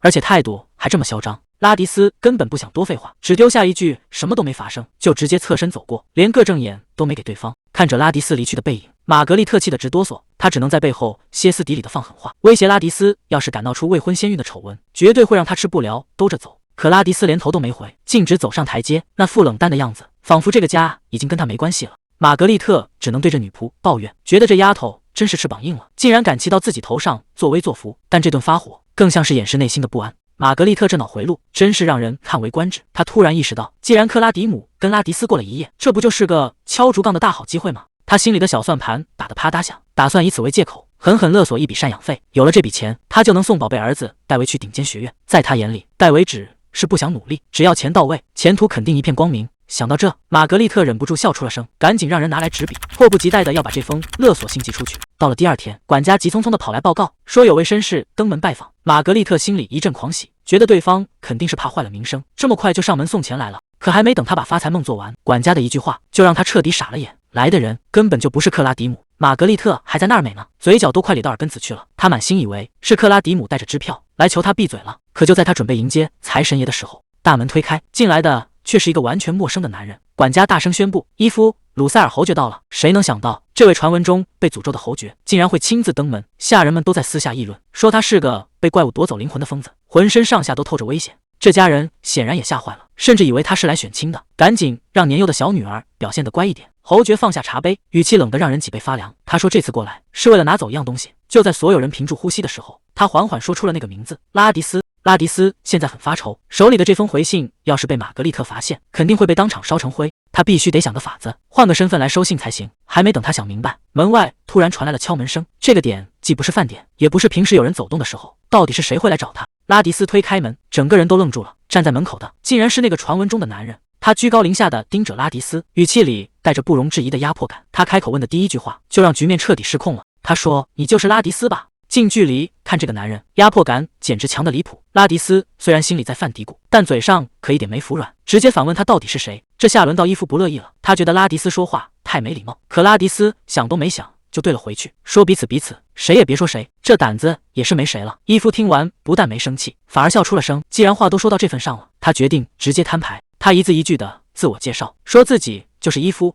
鲁塞尔，也就是那个传闻中的侯爵。拉迪斯这下彻底懵了，他怎么也没想到，这个大名鼎鼎的危险人物居然会以这种方式出现在自己面前。看着拉迪斯这一身随意的打扮，躲在后面的贵族们脸都绿了，觉得他简直是在丢家族的脸。可侯爵根本不在乎这些细节，他开门见山，直接要求拉迪斯跟他走，去他的鲁塞尔领地效力。这突如其来的邀请把拉迪斯整个人都问懵了。见拉迪斯没反应，伊夫干脆使出了杀手锏，他承诺不仅不强迫他做任何事，还会给他绝对的自由。最重要的是，他给出的年薪高得离谱，整整1个亿。这笔钱多到什么程度？多到拉迪斯已经在心里算好了，能买下多少个樱桃园。面对这种直接拿钱砸人的攻势，拉迪斯彻底没话说了。这条件换谁来，恐怕都没法拒绝。见拉迪斯没说话，侯爵还以为是自己钱给少了，随口就要把年薪再翻1倍。这财大气粗的劲头把拉迪斯吓得赶紧摆手。看着父母那副卑躬屈膝的样，拉迪斯心里全明白了，侯爵肯定也给了他们一笔巨款。他实在想不通，像自己这种名声扫地的家族耻辱，到底哪里值得侯爵费这么大劲？可他那亲生母亲玛格丽特现在眼里只有那张支票，一边数钱一边笑开了花，甚至还没等拉迪斯出门，就急着跟侯爵撇清关系。他说这孩子没教养，以后要是惹了祸，可千万别回来找家里的麻烦。这副见钱眼开的嘴脸，简直让人心寒到了极点。连侯爵都听不下去了，你们难道就不想知道我带走他到底是要干什么吗？结果对方连头都没抬，只顾着在那谄媚讨好，只要钱给够了，亲生女儿的死活他们根本不在乎。在别人眼里，拉迪斯是含着金汤匙出生的贵族小姐，可实际上她在自己家里活得像个外人，甚至连个像样的容身之所都没有。这种被全世界抛弃的处境，换做普通女孩早就崩溃了。可拉迪斯不仅没被吓住，反而表现得异常冷静，这让侯爵对他刮目相看。既然拉迪斯这么聪明，侯爵也就不打算再绕圈子了。他打算把真正的目的告诉他。他问拉迪斯想不想知道自己为什么要费这么大劲，非要把他带走不可。紧接着，侯爵抛出了一个重磅炸弹。他说这一切全都是因为那个男人，帝国的第3皇子奥利维尔。侯爵提醒拉迪斯，还记得生日宴会上在温室里遇到的那个男人吗？这下拉迪斯彻底对上号了。原来那个神秘人竟然就是帝国的皇子奥利维尔。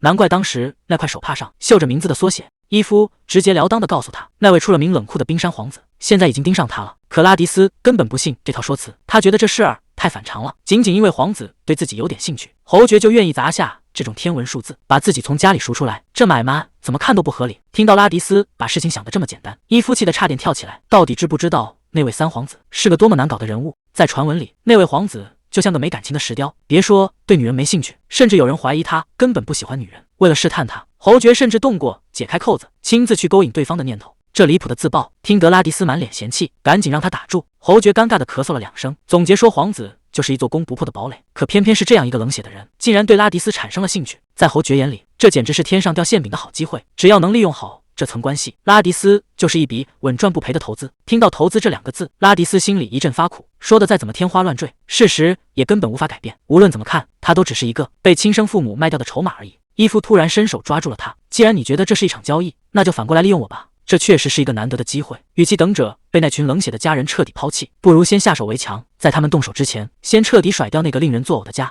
拉迪斯死盯着眼前的男人，他意识到这可能是他唯一的翻身机会。既然已经无路可退，那就干脆赌上一把。审讯室内，霍夫正趴在地上拼命求饶，他扯着嗓子大喊，自己真的什么都不记得了，甚至还编出了撞到头失忆这种3岁小孩都不信的烂借口。旁边的斗篷人搜出一封信，看来这家伙是打算装疯卖傻到底了。主位上的男人语气里满是不屑，贡品魔石在运送途中被抢，身为负责人的他竟然说不知道。霍福还在做最后的挣扎，他哭喊着求对方再给一次机会，发誓一定会把那个小偷找出来。眼看霍福还在演戏，对方直接甩出了致命的实锤。原来他私下克扣魔石，中饱私囊的那些烂账，人家早就查得清清楚楚。既然东西已经拿不回来，那这个弄丢货物的废物也就没有留着的必要了。幕后之人冷冷地打断了他，其实谁抢走了魔石，他心里早就有了答案，不是鲁塞尔侯爵，就是那位深藏不露的3皇子。随着一句冷酷的宣判，霍福的命运被彻底定格。那一颗黑色的魔石被瞬间捏碎，狂暴的火焰猛然炸裂，惨叫声还没传出多远，霍福就已经被烧成了灰烬。这就是办事不力的代价。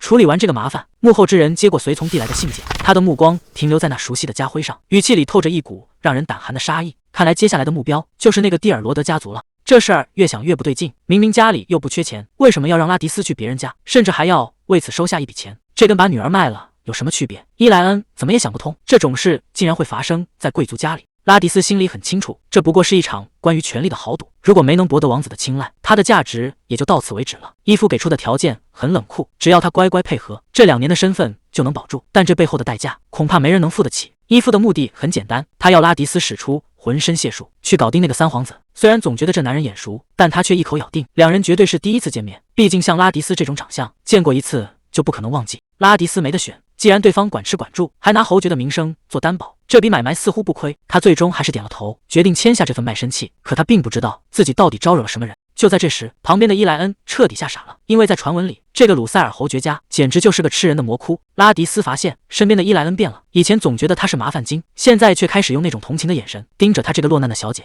但拉迪斯根本不领情，他一把推开对方伸过来的手，语气冷得像冰，没必要在这里假装关心。他警告伊莱恩管好自己的事就行了，拦着他根本没有任何意义。毕竟这个家已经烂透了。拉迪斯的话字字扎心，他们连亲生女儿都能随手卖掉，更何况是一个随时可以替换的女仆。伊莱恩彻底没话说了。拉迪斯最终还是推开了那扇门，提着沉重的行李箱，头也不回地走向了光亮处。他看着身后那个年幼的自己，心里只剩下一句冷冰冰的道歉：对不起，你想要的那些美好，这辈子恐怕都实现不了了。这一步跨出去，就意味着他彻底杀死了过去的自己。那些天真的幻想早已在现实的烈火中化为灰烬，前方是未知的深渊，也是他唯一的生路。既然这辈子都不打算再回来，拉迪斯觉得还是应该体面的打个招呼。可他刚说出再见2个字，玛格丽特就虚伪的笑了起来，说什么以后肯定还会再见，甚至还打起了如意算盘。他叮嘱拉迪斯，到了侯爵家一定要多帮衬家里，在那帮大人物面前多给自己的弟弟妹妹说点好话。直到这一刻，他才发现，在这个所谓的家里，根本没有人真正关心他的死活。看着眼前这个贪婪的女人，拉迪斯心里最后一点温存也彻底熄灭。他不想再废话，只是冷冷地问了一句：父亲在哪？听到拉迪斯打听父亲的下落，玛格丽特只是冷哼一声。那个男人昨晚出门后就没回来，显然谁都没打算来送他最后一程。玛格丽特突然变了脸色，指着拉迪斯的鼻子警告：既然要走，就给我记好了，你的一言一行都代表着家族，必须时刻想着为你弟弟代为出力。更恶毒的话还在后面，他甚至当众羞辱拉迪斯，说不管对方是哪个侯爵，要是敢挺着个大肚子回来丢人，家族绝对不会饶了他。面对这些不堪入耳的话，拉迪斯脸上没有任何波澜，因为他心里很清楚，在所有人眼里，他这次根本不是去当什么大小姐，他只是被家里卖掉，去给有钱人当情妇的玩物罢了。看着眼前这群所谓的家人，拉迪斯心里最后一点火苗也熄灭了。这些人真是一点都没变，既然已经对他们没有任何期待，那也就没必要再忍气吞声。他冷冷地看向玛格丽特，既然你这么怕我挺着大肚子回来丢人，那当初为了钱卖掉亲生女儿的时候，怎么就没想过会有这一天？玛格丽特像是被踩到了尾巴，立刻装出一副受害者的样子，口口声声说这都是为了家族，为了弟弟戴维的未来，甚至还反咬一口，说是拉迪斯拖累了这个家。他越说越离谱，现在把你送走，根本不会有任何人指责我。像你这种没用的女儿，谁见了都会让我赶紧把你赶出门去。拉迪斯明白，从这一刻起，他在这个世界上已经没有家了。马车已经等在门口，拉迪斯提着沉重的行李箱，在踏上这条不归路之前，他还是停下了脚步。有些话如果不说清楚，他这辈子都无法释怀。他转过身，一字一句地质问玛格丽特：“为什么要这样对我？你拼命生下的这个孩子，难道你哪怕1秒钟都没有爱过吗？”玛格丽特显然没料到这个一向沉默的女儿会突然反击，她张着嘴想要辩解，却被拉迪斯接下来的话堵得哑口无言。拉迪斯指出了那个最残忍的事实：你对戴维和尤里百般呵护，甚至连一根手指头都舍不得碰，可唯独对我，你却能那么轻易地动用暴力。拉迪斯站在马车前，最后一次发出了灵魂质问，他想知道自己到底做错了什么，为什么这辈子非要做出这么多牺牲不可。这话彻底点燃了玛格丽特的怒火，指责拉迪斯是个忘恩负义的东西，不仅抹杀了母亲供他吃穿的恩情，还只顾着装出一副受害者的样子。他说拉迪斯受的那些苦全都是他自己活该。听到这个回答，拉迪斯没有再反驳，只是自嘲地重复着那2个字：活该。原来在母亲眼里，自己遭受的一切折磨都是理所应当。这一刻，他终于不再对亲情抱有任何幻想，直到最后这一秒，这个女人都没有爱过他，更没有把他当成过女儿。既然如此，这扇家门他这辈子都不会再回来了。拉迪斯看着眼前的母亲，想起了曾经那个卑微的自己。那时候他总是拼命表现，甚至低声下气的哀求，只为了能换来一点点母爱。可结果呢？这种渴望反而成了对方手里的筹码，让玛格丽特觉得这个女儿是个可以随意拿捏的软柿子。拉迪斯猛地攥紧了衣角，这一刻他心里最后那点念想彻底断了。他平静地告诉玛格丽特：“我不再需要你们了。从今往后，他不会再为了这个家去拼命，更不会再为了讨好谁而活。既然这里从来没有他的位置，那他也没必要再留下来。”看着拉迪斯决绝的样子，玛格丽特气得浑身发抖。她觉得这个女儿简直是疯了，竟然敢这样公然挑衅自己的权威。年幼的尤里赶紧跑出来打圆场，他劝拉迪斯别把刚才的争吵当真，还天真的以为一切都能像以前一样糊弄过去。可紧接着，尤里就露出了自私的本性，他开始追问拉迪斯以后去了侯爵家，能不能也带他去见见世面，甚至还惦记着要拉迪斯送他礼物。听到这些话，拉迪斯只觉得一阵恶心。在这个家里，母亲把他当仇人，妹妹把他当成通往富贵的踏板，根本没人真正在乎他。他一句话也没说，只是沉默地拎起行李箱，大步走向了停在门口的马车。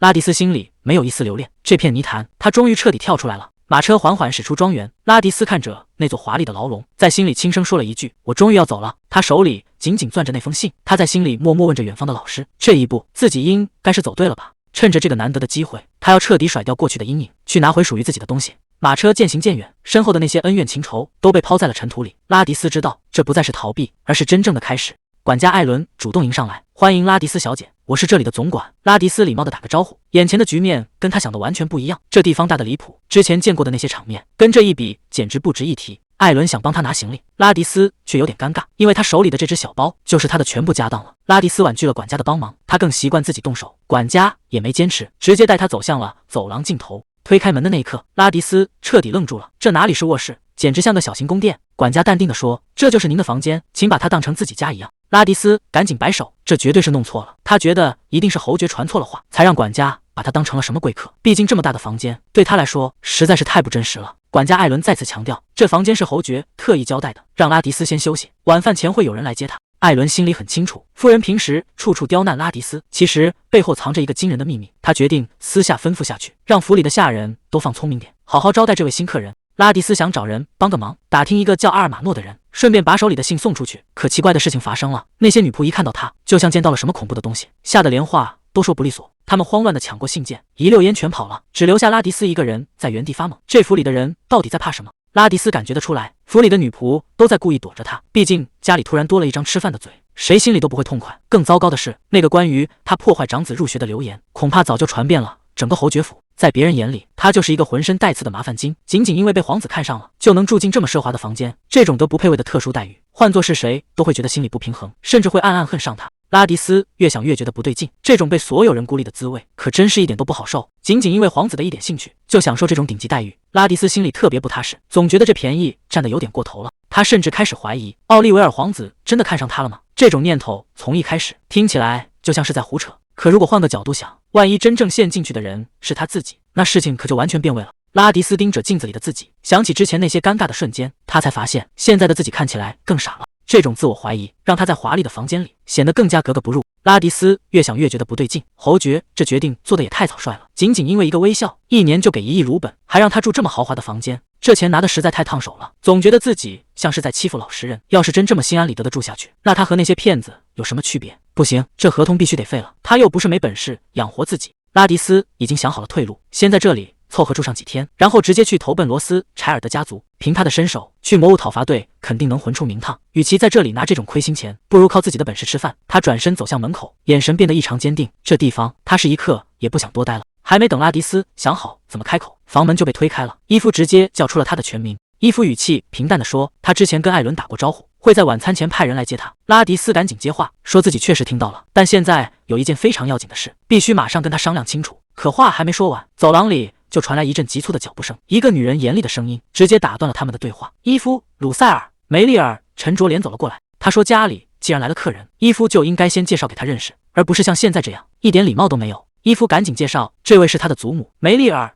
鲁塞尔夫人。梅丽尔冷冷的纠正，要叫她遗孀侯爵夫人。他上下打量着拉迪斯，一脸嫌弃地说，这穿的跟个假小子一样，简直太不像话了。拉迪斯尴尬的解释，自己确实没什么像样的衣服。梅丽尔转头就开始训斥伊夫，既然带了女孩子回来，就该有个待客的样子。当听说拉迪斯来自那个开国功臣蒂尔罗德家族时，梅丽尔的眼神变得更加犀利。她质问拉迪斯，一个没订婚的年轻女人，居然敢直接住进男人家里，难道家里长辈都不管吗？拉迪斯老实回答，说是父母亲手把他送过来的。这句话一出，梅丽尔彻底炸毛了。他认定拉迪斯在撒谎，哪有父母会把未婚女儿送去跟陌生男人同居？他指着伊夫大骂，婚还没结就惹出这种丑闻，简直是把家族的脸都丢尽了。梅丽尔的语气越来越刻薄，他说，如果拉迪斯的父母知道他在外面是这种德行，肯定会伤透了心。他命令拉迪斯立刻滚回家去，还指责拉迪斯这种行为是在往父母心上钉钉子，简直连做人的底线都没了。拉迪斯低着头沉默了一会儿，突然冷冷地回了一句，遗孀侯爵夫人，这世界上有些人根本就不配当父母。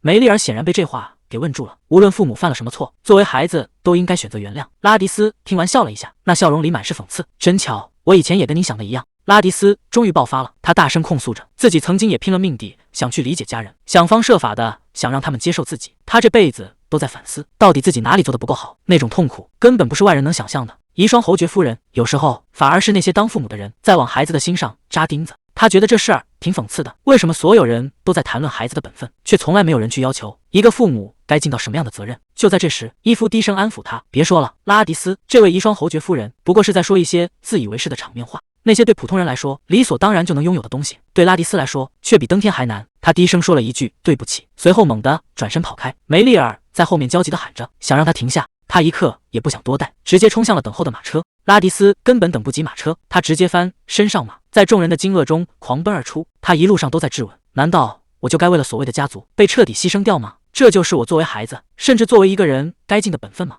如果真是这样，难道死过一次还不够吗？为什么要让我重活一世？难道还要让我把那种痛苦再经历第二遍吗？这简直太残酷了。不知跑了多久，拉迪斯在一片荒凉的林地前停下。这个地方他就算想破脑袋也忘不掉，这里终年阴暗潮湿，空气里还透着一股子挥之不去的邪气。拉迪斯突然停了下来，一个被他忽略的细节终于在脑海中清晰起来。没错了，鲁塞尔侯爵的领地位置非常特殊，那个地方竟然就在魔物森林的旁边。这下麻烦了，拉迪斯怎么也没想到自己竟然离魔物森林这么近，就在这片禁忌之地，那些怪物已经盯上他了。这地方他再熟悉不过，上辈子他在这里待到想吐，本以为已经逃离，结果又回到了这个梦开始的地方。那些走不完的路，还有杀不完的怪物，甚至连最后害死他的魔气，现在想起来都还像发生在昨天一样。可奇怪的是，拉迪斯一点都不讨厌这片森林。一个士兵笑着跑过来喊他，副团长，你听见那家伙说什么了吗？对他而言，这片充满危险的森林反而比那个冰冷的家更让他感到踏实。为了不让战友发现自己是女儿身，拉迪斯在军营里几乎不怎么说话。可即便如此，那些同生共死的兄弟还是无条件的信任他，尤其是讨伐队的队长罗伯特。他平时话也不多，但只要开口，说出来的话就像太阳一样暖和。罗伯特看着他说，我信任你，就是这一句话成了拉迪斯在那段黑暗日子里唯一的救赎。在那段日子里，拉迪斯觉得自己终于找到了归宿。他一直在想，队长罗伯特临走前到底还有什么话没说完。可现实没给他赶上的时间，几只三眼狼已经围了上来。这些不入流的小怪估计是饿疯了，竟然敢跑到森林边缘来觅食。虽然成群结队的很难缠，手里也没有趁手的剑，但拉迪斯一点都不慌。既然送上门了，那就拿你们练练手。这些魔物还没意识到，眼前的拉迪斯早就不是当初那个好捏的软柿子了。拉迪斯连剑都没拔，因为现在的他已经拥有了真正的魔力核心。就在狼群扑上来的那一刻，火焰彻底爆发，这片森林马上就会变成他们的墓地。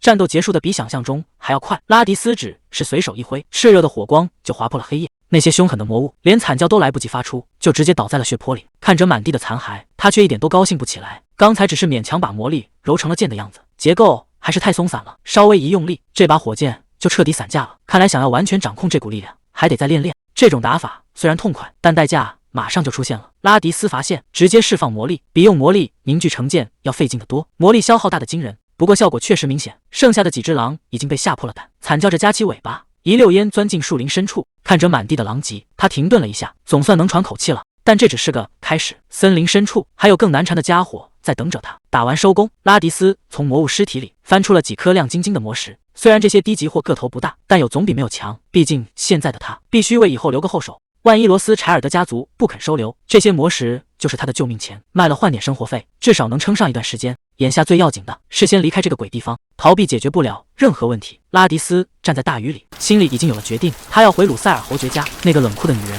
肯定还在家里等着找他麻烦，但这一次拉迪斯不打算再躲了。有些没说完的话，是时候当面说清楚了。他不想再被那个家族牵着鼻子走。虽然这一趟回去肯定没那么简单，但有些账必须彻底做个了断了。这下尴尬了，刚打算回来大干一场，拉迪斯竟然彻底病倒了。他心里清楚，这根本不是普通的感冒，而是这副身体还没适应魔力，结果一下子透支太狠，遭到了反噬。女仆急坏了，一边忙活一边问：“小姐，您没事吧？到底是淋了多少雨才病成这样？”拉迪斯强撑着回答：“我没事，不过这样也好，侯爵家里的人都以为他是淋雨受凉，这个误会正好帮他瞒天过海，掩盖了魔力觉醒的秘密。只是这种虚弱的状态，恐怕还得持续一阵子。”拉迪斯现在肠子都悔青了，早知道就不该提魔力核心的事，本想低调一点，结果这下彻底成了全家的重点保护对象。看着屋里这阵仗，他整个人都懵了，怎么突然冒出来这么多女仆，全都围着他一个人转？有人忙着帮他换衣服，有人端来加了柠檬的热水，甚至还有人专门负责换额头的冷毛巾。这待遇跟以前比，简直是一个天一个地。拉迪斯只能尴尬地道谢，这种突如其来的热情反而让他压力山大。看这架势，这群女仆好像不是来找麻烦的。拉迪斯心里犯嘀咕，难道当了侯爵之后，身边都得围着这么多人伺候吗？他试着说了句谢谢，结果这下可好，女仆们直接炸开了锅，一个个激动的语无伦次，好像听到了什么了不得的大事。拉迪斯还没搞清楚状况，这群人就已经陷入了某种狂热，这种受宠若惊的感觉让他一时间有点转不过弯来。就在这时，房间里突然安静了下来，管家艾伦悄无声息地出现在他面前。拉迪斯心里咯噔一下，突然想起一件要命的事，之前为了逃跑，他可是没打招呼就偷骑了家里的马。看着艾伦那副严肃的表情，他心里直打鼓，这老头现在肯定气炸了，估计是专门过来兴师问罪的。拉迪斯赶紧低头认错，结果局面直接反转，艾伦根本不是冲他来的，而是对着屋里的人大发雷霆。他把围观的人全赶了出去。谁能想到，这位看起来最凶的长辈，其实是在心疼病人的身体。艾伦无奈地叹了口气，反倒向拉迪斯道起歉来。刚才那场闹剧真是让他受惊了。拉迪斯一脸纳闷，侯爵家的看护方式难道都这么特别吗？艾伦无奈地道出真相，这谁能想到，刚才那帮女仆之所以往前挤，全是因为拉迪斯现在的样子。在他们眼里，拉迪斯简直就像热门小说里的男主角，帅气的让人移不开眼。大家竟然都在争着照顾他，原来是这么回事。拉迪斯总算松了口气，只要大家不是讨厌他就好。不过这种莫名其妙的人气，还是让他有点摸不着头脑。拉迪斯主动开口道歉，毕竟之前一声不吭就骑马跑了，这事儿确实做得不地道。他已经做好了挨骂的准备。可一伦不但没生气，反而开始细心安排他的伙食和休息，甚至还专门找了安静的女仆来照顾，只为了让他能好好养伤。拉迪斯这下彻底懵了，忍不住小声问了一句：“难道您真的不打算责备我吗？”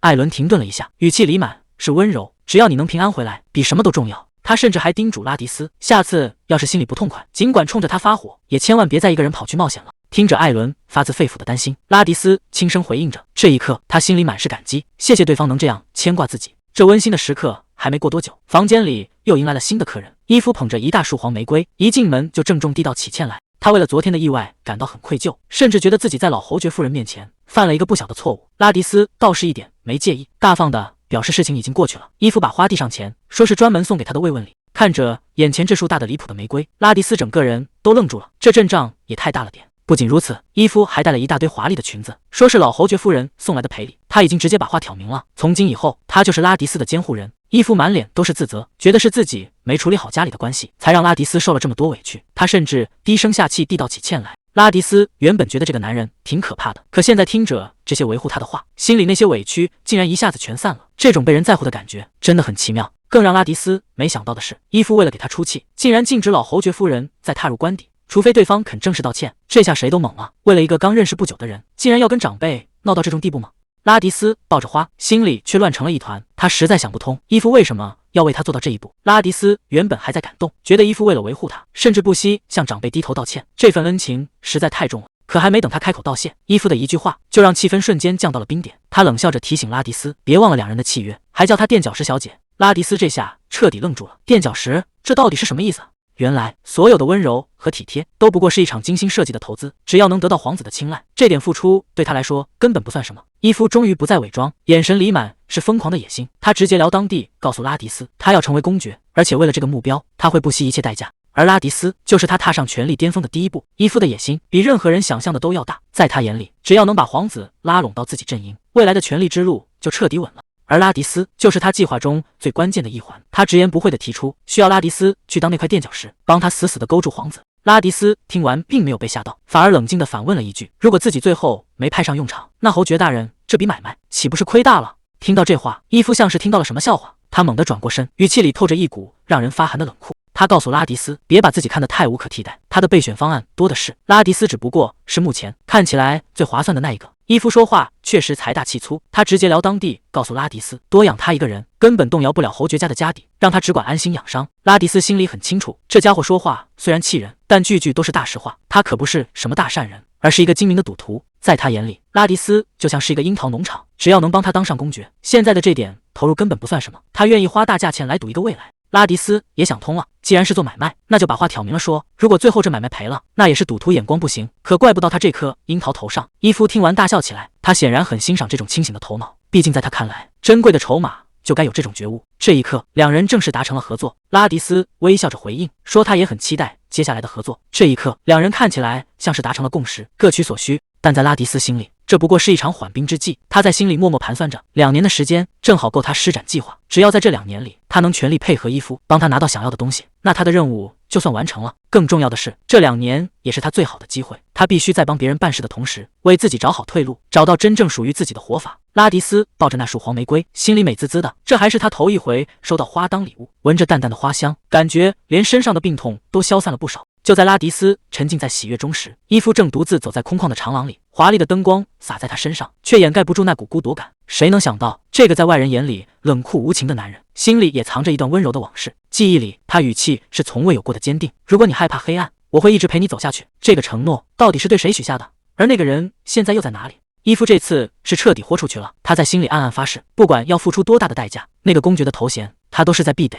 这不仅仅是为了权力和地位，更是为了一个藏在心底的承诺。说到底，他所筹划的这一切，全都是为了那个人。伊夫大声吼着拉迪斯的名字，催他赶紧起来干活，别在家里吃白饭。谁能想到，在侯爵府的那段日子，竟然是他这辈子最美好的梦。拉迪斯迷迷糊糊的应着，赶紧从床上爬起来。这里的床软的不像话，每天吃的全是没见过的山珍海味，简直掉进了蜂窝里。连原本担心的女仆们都围着他转，争着请他喝下午茶。只要按规矩办事，剩下的时间全是他自己的。这种日子简直太自在了。伊夫推门进来，笑着说要给他量身定做新衣服，让他赶紧去客厅。拉迪斯这下彻底懵了，之前的衣服还没穿完，怎么又要送新的？拉迪斯还在纠结衣服的事，觉得现在的就挺好，没必要非要量身定做。就在这时，女仆贝里急匆匆跑过来，手里还拖着一封信，这竟然是阿尔马诺教授的回信。拉迪斯等这一刻已经很久了，他笑着对女仆道谢，甚至还叫出了对方的名字，这让小女仆受宠若惊。拉迪斯迫不及待拆开信封，第一句话就让他愣住了。信上写着：送给我最亲爱的弟子阿尔马诺。在信里说，听说他住进了鲁塞尔庄园，心里真是又高兴又难受。高兴的是，只要离开那个冷冰冰的家，去哪儿都比待在那强。难受的是，当初没能亲手带走他，让他一个人面对这些。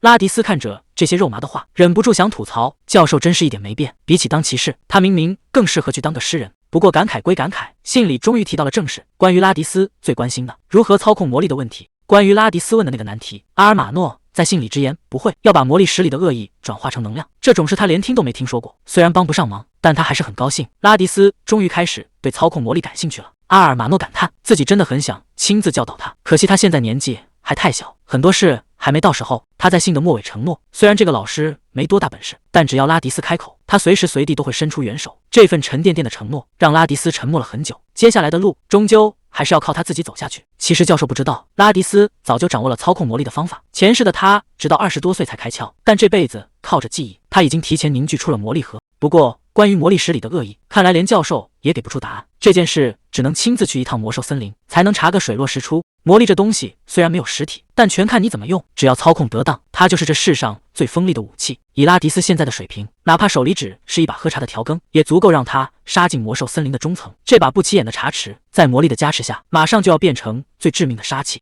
只是稍微试了一下，手里的茶匙居然直接断了。拉迪斯自己都懵了，难道现在的魔力已经这么猛了吗？还没等他研究明白，外面就传来了催促声，伊夫已经在等着他了。希望刚才弄坏的餐具不贵吧？接下来的场面简直比上战场还要可怕，从皮肤护理到头发保养，甚至连指甲和按摩都安排上了。伊夫列出的清单长得看不见头，一周3次礼仪课，每天还要跟着老师学常识，这哪是当贵族，这简直是在坐牢。拉迪斯忍不住想抗议，这假指甲贴着也太难受了。结果伊夫只用一句话就让他彻底没脾气了。难道你不想再见到皇子了吗？这下麻烦了，明知道这是个坑，拉迪斯也只能硬着头皮跳下去。为了让拉迪斯能惊艳全场，伊夫这次真是下了血本，他请来了南方最顶尖的裁缝西利亚，要为拉迪斯量身打造最华丽的礼服。西利亚还没开始量尺寸，伊夫就先坐不住了。拉迪斯本想说只要不是粉色就行，结果他直接抢答银色和紫色各来10套。这阔绰的镜头，连裁缝都听傻了。伊夫大手一挥，钱不是问题，只要做出来的衣服够漂亮就行。看着这一堆麻烦事，拉迪斯只能在心里安慰自己，就当是交房租和伙食费了。毕竟拿人手短，这代价确实不小。接下来的课程强度简直要把人折磨疯，连老师都看不下去，问他要不要先休息1天。结果拉迪斯想都没想就拒绝了。既然决定留在这里，那就要做到最好。这种程度的训练还难不倒曾经的战士。这下谁都看出来了，拉迪斯这次是认真的，他要用最完美的姿态去迎接接下来的挑战。看拉迪斯学得太辛苦，老师决定今天换个口味，他拿出一本厚厚的《丹特斯王子的冒险》，想带他做点轻松的阅读。拉迪斯一眼就认出了这本故事书，这让他想起了小时候家里那几本破书全是弟弟戴维的，虽然2人一起学习，但戴维从来不让他碰这一本。那时候的拉迪斯只能眼巴巴地看着那个封面，连翻开的机会都没有。老师却说，这可不是普通的故事书，这是皇室专门赐给立功贵族的稀罕货，只有立过大功的家族后代才有资格读。拉迪斯看着手里磨损严重的书皮，心里忍不住吐槽，难怪这书看着这么破，那个立功的老祖宗到底的是多大岁数的人了？老师接下来的话却让气氛变得有些微妙。按理说，作为蒂尔罗德家族的一员，拉迪斯应该对这本书非常熟悉才对，可为什么他却表现得像第一次见到一样？谁能想到，这本看起来破破烂烂的故事书里面记录的竟然是真实的历史？老师指着书页上那个红发英雄说，亚历克西斯·蒂尔罗德，这个传说中的大人物，其实就是你的直系祖先。这句话的分量可太重了。原来拉迪斯的家族曾经拥有过如此辉煌的过去，那个受万人敬仰的英雄，血脉里流淌着和他一样的力量。难怪老师会说，他应该对这一切感到熟悉。可既然祖上这么厉害，蒂尔罗德家族后来到底经历了什么，才会沦落到今天这个地步？很久以前，冥界大门突然被打开，无数怪物冲了出来，整个大陆瞬间就变天了。就在所有人都绝望的时候，一位王子得到了神启，他找到了3位救星，分别是光之矛、永恒之盾，还有最后这位被称为火焰之剑的男人，他就是蒂尔罗德家族的先祖亚历克西斯。老师点点头说，没错，那位永恒之盾就是鲁塞尔家族的先祖。拉迪斯觉得这事真有意思，曾经并肩作战的英雄后代，现在竟然聚在一起，为了选哪条裙子好看而争论不休。可谁能想到，那场伟大的远征最后付出的代价极其惨重，冲在最前面的火焰之剑第一个倒下，紧接着永恒之盾被彻底击碎，没过多久，连最后的光之矛也消失在了黑暗之中。拉迪斯有些意外，消失了。老师无奈的解释，关于光之矛的记载非常模糊，有人说他战死了，也有人说消失其实是背叛的代称。最奇怪的是，他不像另外2位骑士那样在这世上留下任何后代。拉迪斯若有所思，原来是这样。虽然英雄的下落成了谜，但丹特斯王子最终还是赢了。他带着剩下的军队，把被侵占的领土全都抢了回来。冥界大门被彻底封印，那些没来得及逃回去的怪物全都躲进了一片森林，而这片森林就是一切麻烦的开始。拉迪斯看着书页，低声念出了那个名字：魔物森林。老师站在一旁解释，没错，这本绘本存在的意义就是为了告诫小孩子永远不要靠近那片禁忌之地。拉迪斯翻看着地图，心里却在想，如果小时候就读过这本书，自己还会去那个地方吗？要知道，那可是连最老练的讨伐队都要打起12分精神才敢踏入的恐怖地带。可就在拉迪斯前世的最后时刻，他就像着了魔一样，独自一人冲向了那片禁地的最深处，就像是命运开了一个玩笑。拉迪斯在前世就那样一步步走向了毁灭。画面一转，回到了当年的讨伐队营地，手下急匆匆地跑过来问副团长，传闻是真的吗？他满脸不可置信，团长真的去王都要接受魔剑士的烙印了吗？这个消息一出，整个营地的气氛都变了。拉迪斯穿着厚重的盔甲，一句话也没说，没人知道他到底在想什么。手下兴奋的差点跳起来，真的吗？皇室那帮人终于肯干正事了，团长觉醒魔力都多少年了，这帮人的动作实在太慢。不过也怪团长自己之前一直拒绝接受烙印，手下越说越起劲，这下好了，终于能狠狠打那帮人的脸了。看罗德里克家族的混蛋们，以后还敢不敢嚣张？旁边的士兵吓了一跳，这种话也是能随便说的吗？手下一脸无所谓，怕什么？这荒郊野岭的，除了咱们没别人。那帮家伙一直拿私生子的身份，故意刁难团长，这回看他们怎么收场。他甚至已经开始计划，等团长凯旋归来，一定要办一场最盛大的宴会。副团长，下一个获得烙印的，应该就是你了吧？他语气里全是佩服，毕竟你也是魔力使用者，而且实力这么强，王都那帮酒囊饭袋根本没法跟你相提并论。可还没等拉迪斯回话，一名士兵就跌跌撞撞地冲了过来。副团长，出大事了！原本应该在原地待命，等团长回来的皇室调查团，竟然擅自闯进了禁忌之地。他们只留下一张字条，说要直接去营地调查。这下所有人都懵了，那地方可是魔物的老巢，这帮人是疯了吗？士兵们都气炸了，这帮人到底把禁地当成什么地方了？竟然敢就这么闯进去！大家齐刷刷看向拉迪斯。副团长，咱们现在该怎么办？拉迪斯握紧手里的字条，既然他们这么想死，那就随他们去好了，反正该给的警告我们一个都没少给。可士兵的一句话让他冷静了下来，如果我们真的不管，那团长那边该怎么交代？拉迪斯心里很清楚，绝对不能放任不管。如果皇室调查团真的死在这口巨大的黑锅最后全都会扣在罗伯特团长头上，偏偏挑团长不在的时候来找茬，现在还捅出这么大的篓子。拉迪斯死死攥住拳头，这帮人真是会找麻烦，没时间在这里犹豫了。拉迪斯果断下令，全员分成3队，立刻出发。先遣队负责追踪调查团的踪迹，剩下2队负责殿后，随时准备应对魔物的偷袭。看着士兵们领命而去，拉迪斯却想起了罗伯特团长。那是他们分别的时候，罗伯特拍着他的肩膀说：“迪，我只信任你，你是我唯一能托付后辈的人。我不在的时候，这帮兄弟就交给你照顾了。”他似乎还有话想说，但最后只是笑了笑。算了，剩下的等我回来再告诉你。拉迪斯当时并没有多想，只是轻声祝他一路平安。可谁能想到，那句没说完的话，竟然成了2人之间最后的悬念。可现实根本不给他喘息的机会。就在不远处的森林里，战斗已经彻底爆发，拉迪斯正陷入苦战，炽热的火焰瞬间炸裂，将四周的岩石和树木烧成焦炭。这帮魔物像疯了一样，一波接一波的涌上来，哪怕被火焰吞噬，也完全没有退缩的意思。拉迪斯身上已经沾满了魔物的血迹，虽然魔力强悍，但面对这漫山遍野的怪物，他一个人真的能顶住吗？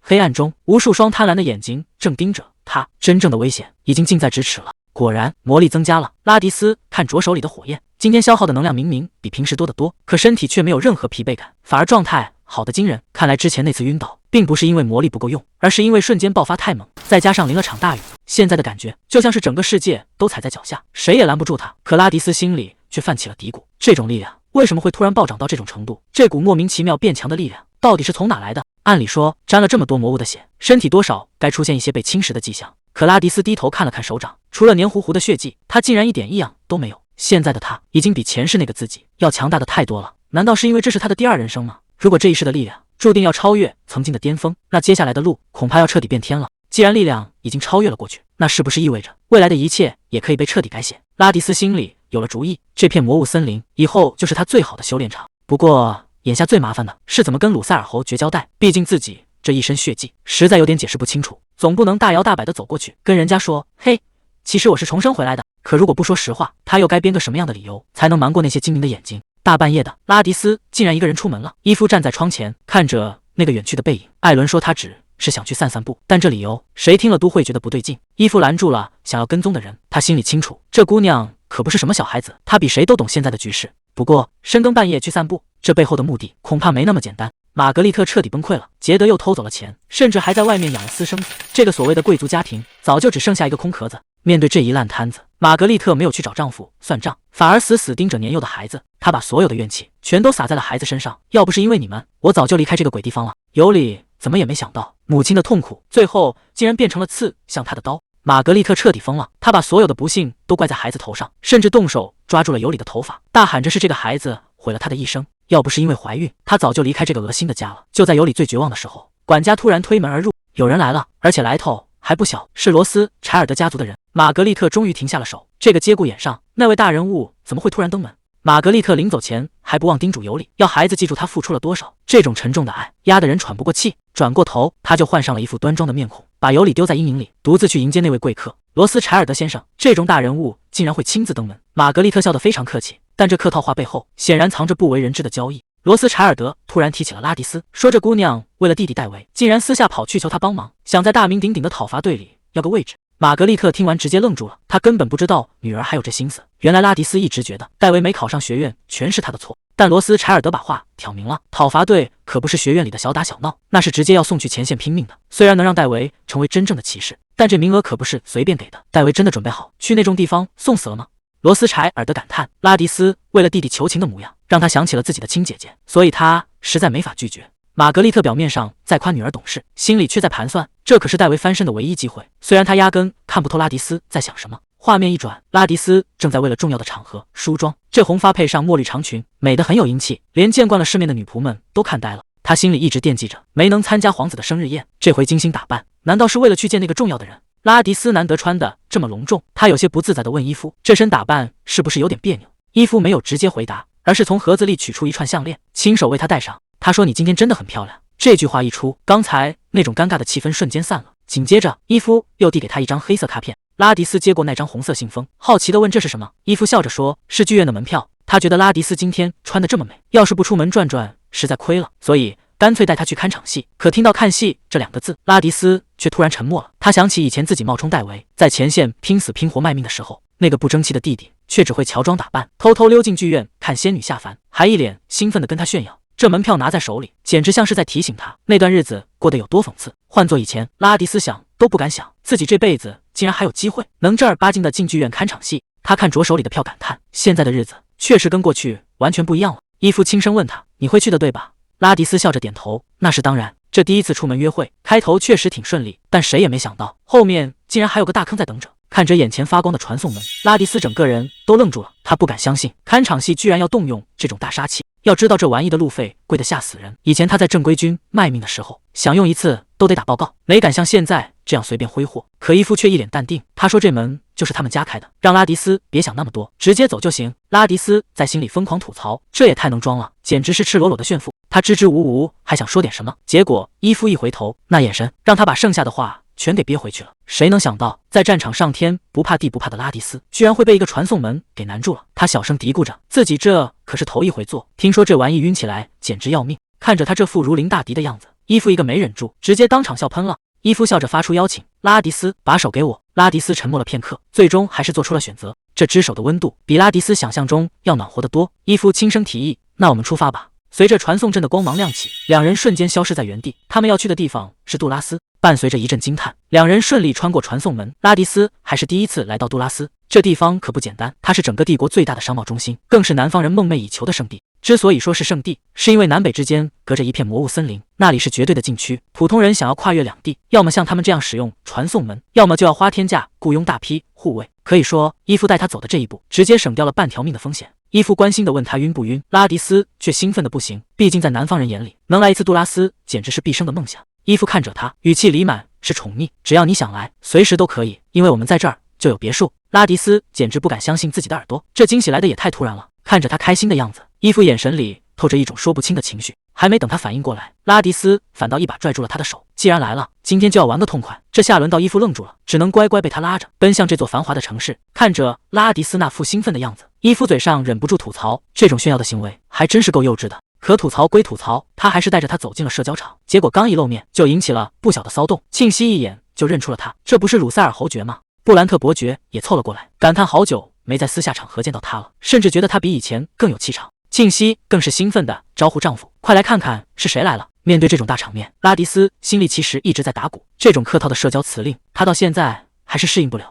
就在这时，有人注意到了他，好奇地打听他的身份。伊夫大大方方地介绍，这位是蒂尔罗德家族的拉迪斯小姐。这句话一出，周围的人全都愣住了，大家开始交头接耳，难道是那位开国元勋的后代？伊夫给出了肯定的回答，这下全场彻底炸锅了。谁能想到鲁塞尔和蒂尔罗德这两个开国元勋家族的后代，竟然会同时出现在这里？在旁人眼里，这两个人站在一起，意义可就完全变了。面对贵族们试探性的提问，伊夫沉默了一瞬，随后露出了招牌式的微笑。他回答的滴水不漏，说自己只是带拉迪斯来听戏的，和在座的各位没什么区别。正好演出马上就要开始了，他顺势带着拉迪斯礼貌告辞，祝大家玩得愉快。可他越是表现得这么自然，周围的议论声反而越压不住了。看着两人离去的背影，大家都在背后交头接耳，这关系怎么看都不一般。能让那位高冷的鲁塞尔侯爵亲自陪同，这下全场都在盯着他们看了。社交场上的八卦还没停，大家都在私下里转，那位侯爵是不是终于有恋人了？克莱恩原本正和人聊着天，根本没心思管这些闲话，可就在他转头的一瞬间，整个人突然愣住了。他死死盯着前方，像是看到了什么绝对不该出现的人。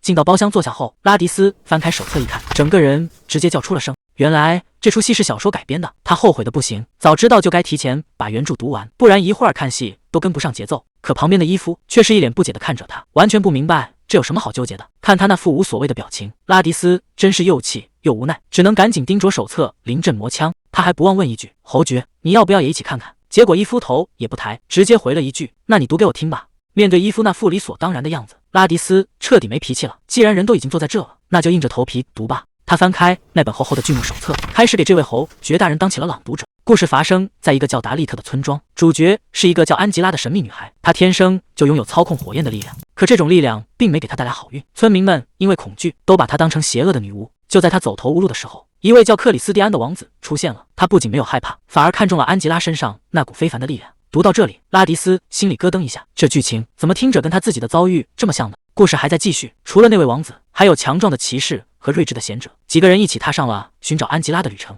随着大幕缓缓拉开，这场伟大的冒险正式开始了。可接下来的剧情却让他有点坐不住了。在漫长的旅途中，王子和安吉拉竟然慢慢好上了，两个人越走越近，眼里全是对方。可最扎心的是那位骑士维诺，他明明也喜欢安吉拉，却只能把这份感情死死藏在心里。他就这么在旁边默默看着自己心爱的人一点点投向别人的怀抱。这剧情怎么看都透着一股让人心酸的劲儿。就在剧情渐入佳境的时候，舞台上突然出现了一个叫拉米亚的女人，她处处针对女主角安吉拉，还拼命干扰他们的旅程。本以为这只是个普通的恶毒女配，可接下来的身份揭秘直接让全场都炸了锅。原来这个拉米亚竟然是克里斯蒂安王子的亲未婚妻。看到这儿，拉迪斯整个人都傻了，这反转也太狗血了吧！他气得直接在包厢里喊了出来，这个克里斯蒂安简直是个彻头彻尾的渣男，这代入感实在是太强了。拉迪斯在那儿义愤填膺，可旁边的伊夫却一脸淡定，他甚至还莫名其妙地问了一句：“为什么？”拉迪斯越说越气，既然都有未婚妻了，干嘛还要去招惹人家安吉拉？伊夫却在一旁泼冷水，说自古英雄多风流，这不是很正常吗？这句话直接把拉迪斯点燃了。看清楚了，这部戏的主角可是安吉拉。伊夫看他这么认真，干脆顺着他的话说：“那看来女主角最后肯定会选那个一直默默守护的骑士。”拉迪斯连连点头，没错，那个渣男王子就该被揍扁。可谁能想到，伊夫话锋一转，突然盯着他问了一句：“像你这种性格的女人，以后谁敢要啊？”拉迪斯头也不回的对了回去：“这就不劳您费心了，侯爵大人。”刚才还一脸温柔的伊夫，嘴角勾起了一个冰冷的弧度。大戏开幕前，奥利维尔看着台下，语气里全是嫌弃。他说：“这种情爱戏码实在是太俗气了，顶多也就新鲜2天，很快就会没人记得。”面对皇后的询问，奥利维尔表面上随声附和，装出一副完全看不上的样子。可皇后看着他，心里只觉得好笑，这小子演的还挺像那么回事。其实他那点底细早就被看穿了。他不光这出戏要看2遍，就连那本原著小说，他可是一集都没落下过。谁能想到，这位看似尊贵的三皇子，其实有着最凄惨的过去。他出生就没了母亲，还因为容貌被父皇嫌弃，整个人早就彻底垮了。所有人都以为他会是大皇子最强劲的对手，结果他只是个可怜的空壳，卑微的渴求着那份永远得不到的爱。在皇后眼里，奥利维尔就是个听话的人偶，为了讨好自己，连个不悦的眼神都不敢有。可所有人都想错了，他母亲虽然被废除了，但背后的外公家可是帝国最顶级的豪门。这就是为什么，哪怕他活得像个透明人，身后依然站着一群随时待命的追随者。为了让亲儿子顺利坐上皇位，皇后已经开始盘算要怎么彻底毁掉奥利维尔。在他眼里，必须先折断这孩子的傲骨，让他永远翻不了身。就算他一直隐藏实力，皇后也根本没放在心上，因为他手里还握着一张致命的底牌。而眼前的这出戏就是他计划的开始。就在这一刻，奥利维尔终于不再伪装，他直接看向身边的皇后，语气里全是挑衅。他冷笑着说：“皇后陛下，看来你已经看懂这出戏了，但这仅仅是个开始，真正的反击现在才要拉开序幕。”说完，他头也不回的离开，只留下皇后一个人在原地不知所措。找了这么久，奥利维尔终于在这一刻锁定了目标。没错了，那个让他找寻已久的人，远在天边，近在眼前，就是他，拉迪斯。那一抹火红色的头发，无论在什么时候，都能瞬间抓牢所有人的视线。奥利维尔看着这个背影，记忆一下子被拉回到他19岁生日的那场宴会。就在那天，他遇到了那个让他这辈子都忘不掉的人。现在猎物终于再次出现了。伊夫冷笑着，好戏才刚刚开始。两个人的对峙让空气都快要凝固了。伊夫率先开口，语气里全是毫不掩饰的轻蔑。他冷笑着问：“皇子殿下，原来你喜欢的就是这种货色？”看着舞台上大笑的拉迪斯，他终于反应过来，这根本不是什么巧合，这一切全都是你提前布好的局，对吧？他怎么也没想到自己竟然会被算计的这么彻底。随着侍从的一声高喊，玛格丽特夫人带着女儿们风光无限地走进宴会厅。可谁能想到，同样是家族的一员，拉迪斯却成了全场的笑柄。她穿着一身廉价又可笑的裙子，局促地站在角落里，明眼人一看就知道她根本不属于这个地方。甚至连他的亲生母亲都当众转过身去，任由那些贵族在背后指指点点，把他一个人丢在流言蜚语里。站在高处的奥利维尔正冷冷地看着这一幕，他倒要看看这个被家族彻底抛弃的女孩还能撑多久。说实话，在那样的处境下，难道你就不觉得痛苦吗？奥利维尔心里很清楚，在这个吃人的地方，只要你敢露出一丁点软弱，瞬间就会被周围的人撕成碎片，所以他只能死撑着，哪怕心里再想哭，脸上也得戴好那副刀枪不入的面具。可一转头，他又是那个游刃有余的皇子。这场戏演得越真，就越没人能看到他内心深处那道永远无法愈合的伤口。皇后冷冷地看着下方，语气里满是嫌弃。这种庸俗的表演，她1秒钟都看不下去。她头也不回地吩咐道：“我去休息室喝口水，准备一下，我们要离开这了。”奥利维尔恭敬地回了一句：“遵命，皇后陛下。”看着皇后离去的背影，他脸上的顺从瞬间消失，心里只剩下一个念头：原来这就是你准备好的那场戏吗？奥利维尔叫住了随从乔尔，吩咐他去拿纸和笔，他准备写一封信，看来心里已经有了打算。可一转头，拉迪斯却在那哭得稀里哗啦，手里的小帕子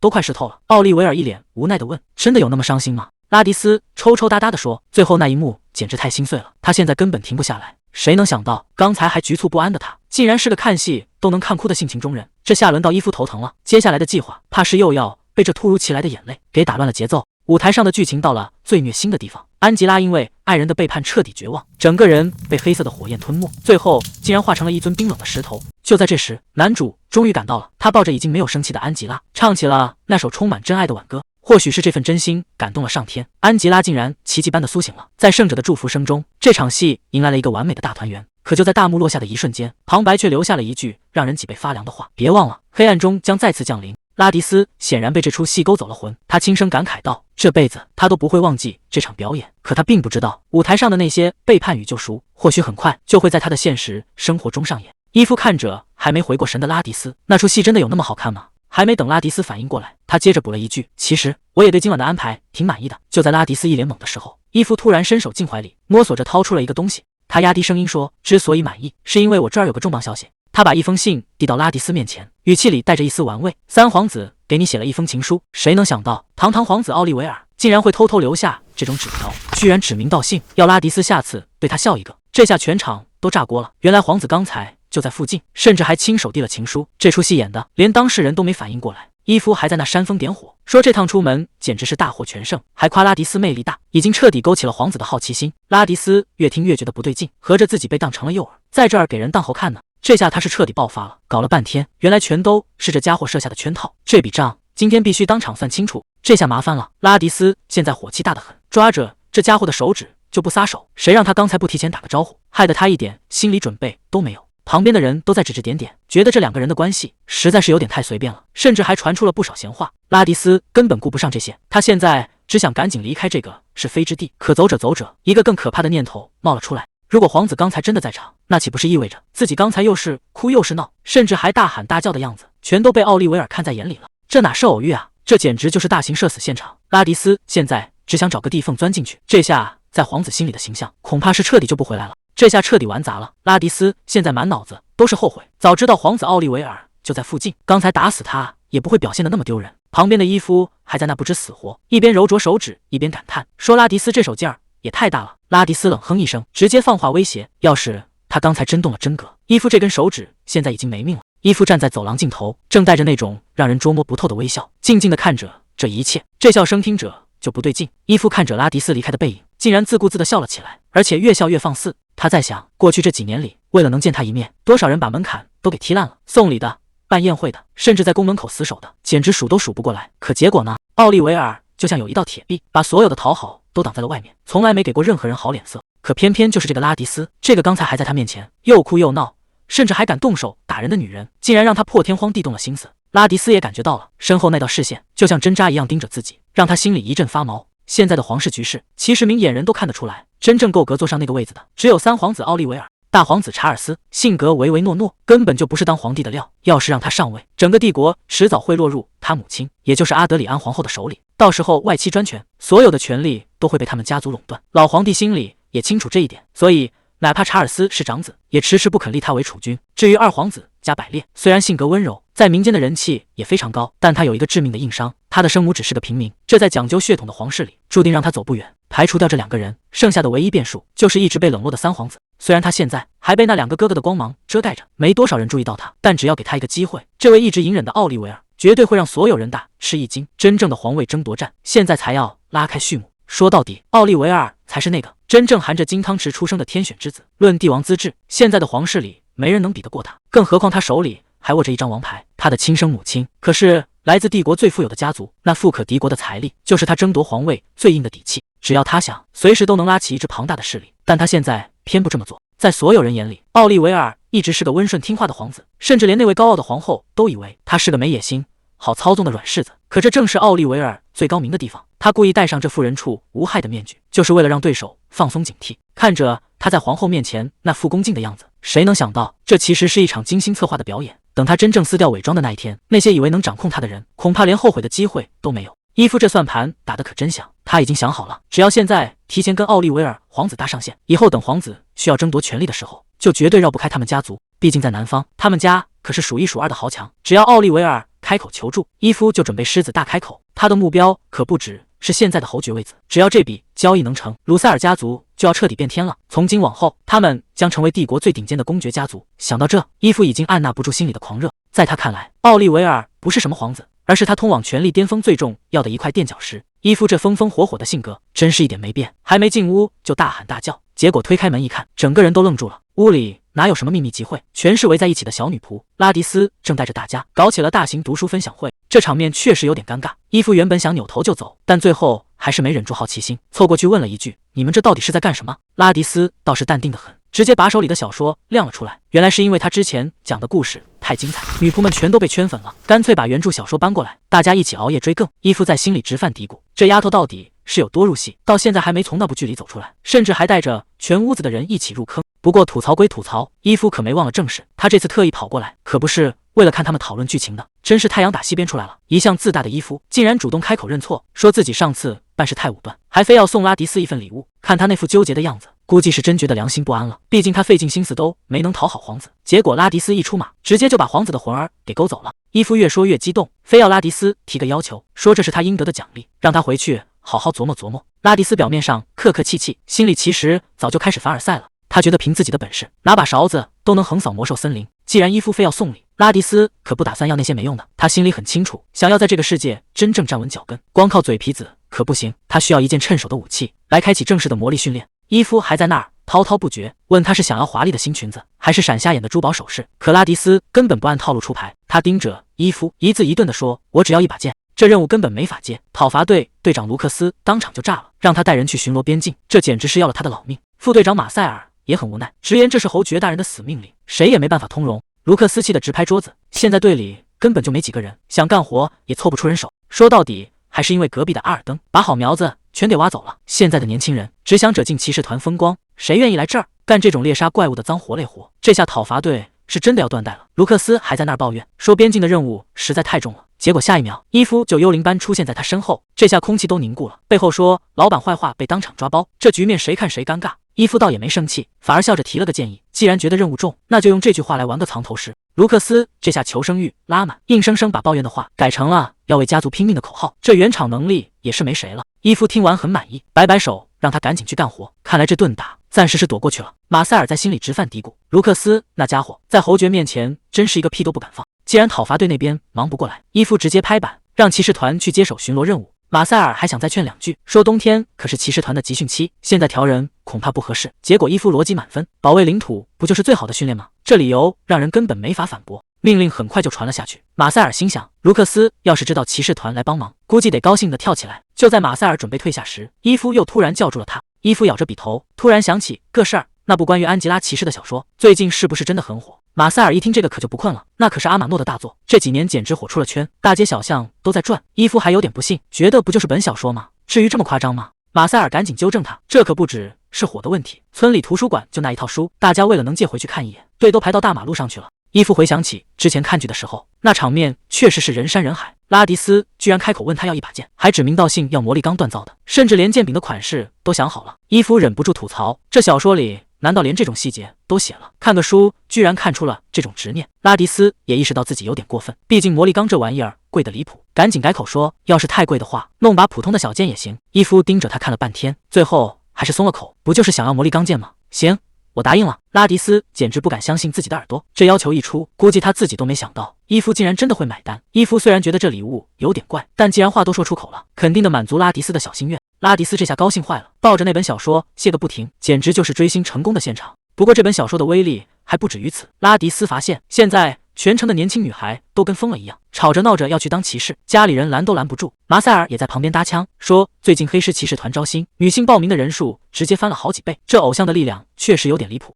伊夫听完转头就问，咱们军械库里有没有现成的魔力钢剑？结果马塞尔一句话让他哑火了，那种顶级装备全是私人定制，库房里哪来的存货？这下想送礼都没地方买去。说这种魔力钢剑是高端货，只有极少数魔剑士才配拥有，市面上根本见不着。他甚至还一脸好奇的打听，问伊夫是不是突然觉醒魔力了。结果伊夫冷冷回了句，完全没有。这下克莱恩可逮着机会了，开启毒蛇模式，疯狂输出，说既然没魔力就别瞎惦记，不会用的人拿这剑之会觉得沉，简直就是浪费好东西。伊夫被损的直接破防，没好气的让他赶紧滚去干活。这副官真是越来越没大没小了。等屋里清静下来，伊夫本想随便拿把剑糊弄一下，但转念一想，还是得想办法弄把最好的，毕竟这可是笔长远投资，万一伊夫以后真的跟皇子成了，这份沉甸甸的人情，对方这辈子恐怕都忘不掉。拉迪斯走在街上问，我们得来这里只是为了买把剑？伊夫信誓旦旦地说，当然，与其随便给你点东西，我觉得还是你自己选会更好。看着拉迪斯那副坐立难安的样子，伊夫直接反客为主，主动牵住了他的手，还温柔地补了一句，要是害怕的话，就让我再牵你一会儿吧。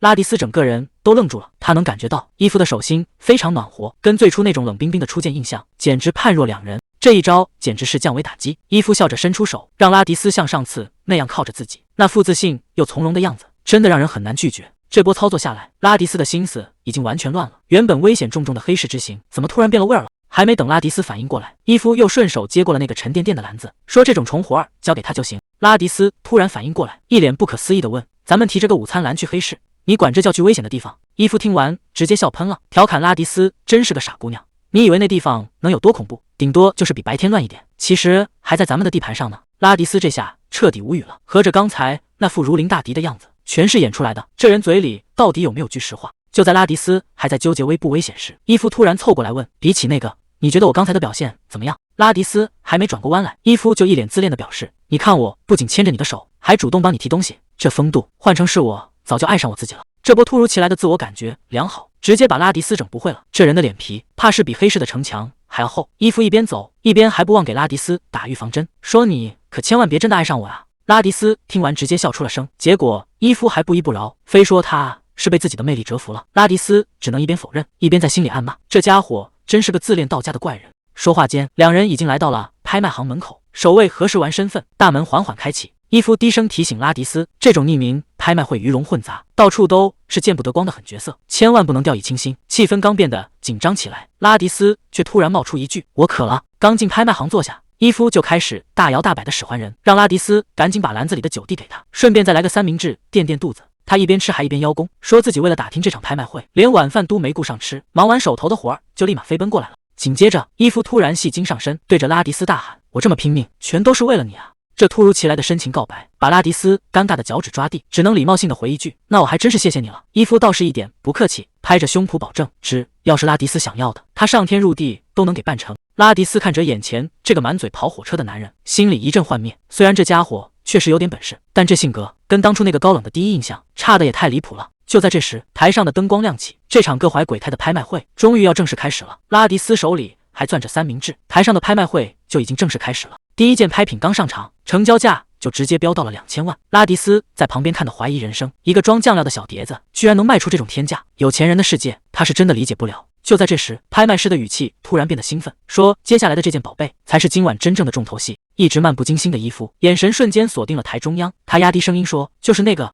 随着红布揭开，今晚真正的狠角色终于露面了。拍卖师的声音都在发颤，说这把剑拥有完全相反的两面，一面是众神打造的守护神兵，另一面却是足以终结整个时代的邪恶力量。因为失踪了太久，甚至连皇室都开始否认它的存在。这把剑曾属于传奇人物亚历克西斯，他的真名一出，全场都安静了。这就是传说中的烈焰魔剑菲尔。这么多年来，市面上到处都是他的仿制品，谁也没见过真家伙。但就在今天，这把消失在时间长河里的神兵终于再次现世了。拉迪斯死盯着前方，拍卖会正式开始，起拍价直接定在了1亿。就在所有人还在犹豫的时候，伊夫轻描淡写的举起手，报出了一个让全场死寂的价格，10个亿。价格瞬间翻了10倍。这已经不是在买东西了，这是在砸场子。全场的人都傻眼了，谁也没想到他竟然会玩得这么绝。伊夫笑着凑到耳边说：“这10个一拳是为了他。”可拉迪斯根本没看那些虚名，他指着台上那把不起眼的破烂铁剑，直截了当地说：“我就要这一把。”谁能想到，放着好宝贝，不要。他偏偏看中了一个生锈的家伙。他甚至还淡定地问了一句：“用我的零花钱，应该够买下他了吧？”这下轮到伊夫没话说了，这女人的心思真是越来越难猜了。伊夫这下彻底懵了，他准备花10亿买下的神兵利器，在拉迪斯眼里竟然还不如一堆破铜烂铁。拉迪斯淡定地回了一句：“那种贵得离谱的东西根本不适合他。”就在拍卖官声嘶力竭地确认报价时，伊夫看着身边的女人，心里却泛起了嘀咕：这种随随便便就砸出10亿的胆量，简直就是个不知天高地厚的小鬼。但也正因如此，他眼里竟然一点恐惧都没有。这女人果然比他想象中还要疯狂。伊夫盯着楼上，嘴里缓缓吐出一个名字：布兰兹·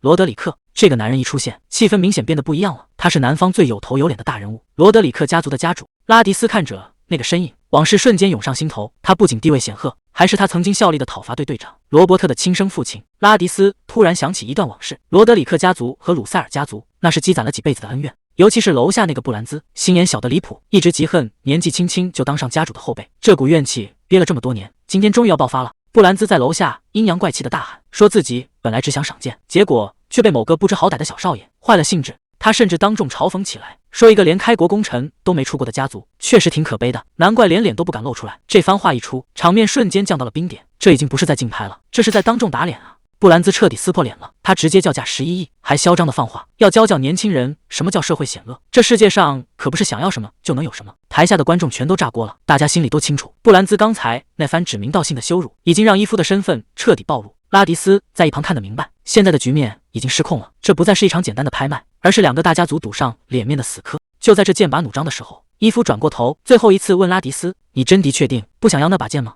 看这架势，只要拉迪斯点个头，他绝对会不计代价的疯抢到底。拉迪斯给出了最终答案，他说自己真的不需要那把剑。这句话一出，伊夫直接不跟了，他甚至悠闲地哼起了小曲，一副如释重负的样子。可楼下的布兰兹彻底懵了，他原本以为对方会继续加价，结果自己成了那个接盘的。随着拍卖师的一声锤响，11亿的天价成交了，全场都在欢呼恭喜，只有布兰兹气得直跳脚，他指着楼上大喊：“你就这么放弃了？”伊夫笑得非常灿烂，他说：“既然拉迪斯不想要，那这东西对他来说就是废铁，还得谢谢布兰兹，帮他省下了这笔冤枉钱。”拍卖会还在继续，伊夫却已经带着拉迪斯大摇大摆的离场了。拉迪斯心里直犯嘀咕：刚才闹成那样，真的没问题吗？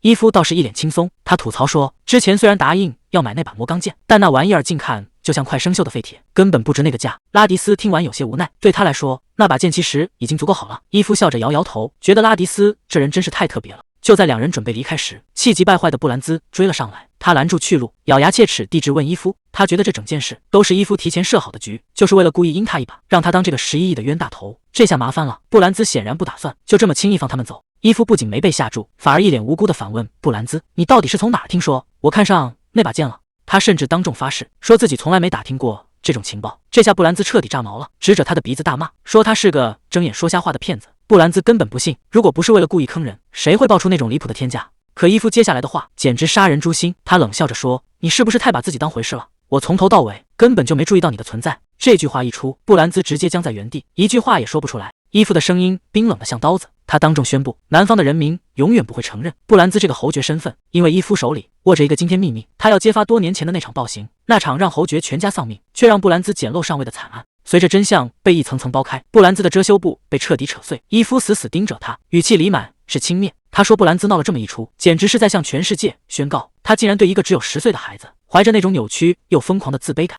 这番话简直是当众处刑，布兰兹最想掩盖的丑闻就这样被摊在了阳光下。伊夫的补刀还没结束，他笑着建议布兰兹赶紧带着那把11亿的名剑回家族好好炫耀一下，毕竟他们家连一个像样的功臣都培养不出来。布兰兹被气得说不出话，更尴尬的是，仆人还在旁边小声催促，说拍卖行正等着他去付钱领货。这下真是丢人丢到家了。布兰兹指着伊夫发誓，这辈子都不会忘记今天的耻辱，随后只能带着满腔怒火狼狈地转身离开。看着布兰兹离去的背影，拉迪斯却陷入了回忆。那些关于家族的记忆，对罗伯特来说只有冰冷和痛苦。当年就在父亲发现他这个私生子竟然拥有惊人的剑术天赋时，迎接他的不是赞许，而是无情的放逐。那个男人根本无法接受必须承认罗伯特优秀的事实，所以选择直接把他赶出家门。这种被至亲否定的滋味，拉迪斯比任何人都清楚。拉迪斯轻轻拉住了伊夫的衣角，伊夫察觉到了他的不安，原本冰冷的眼神一下子变得温柔起来。他笑着问拉迪斯：“既然正事办完了，我们要不要去领那把花了11万金币买回来的名剑？”谁能想到，刚才还一脸严肃的拉迪斯，这会儿竟然开始翻找口袋。他小声嘀咕着，其实自己带了钱包。伊夫这下彻底没脾气了，赶紧让他把钱包收好。可拉迪斯却非常坚持，他说这次的礼物太贵重，一定要由自己来付钱。看着拉迪斯认真的样子，伊夫无奈的笑了，他叮嘱拉迪斯在原地等着，自己先去把那件天价拍品取回来。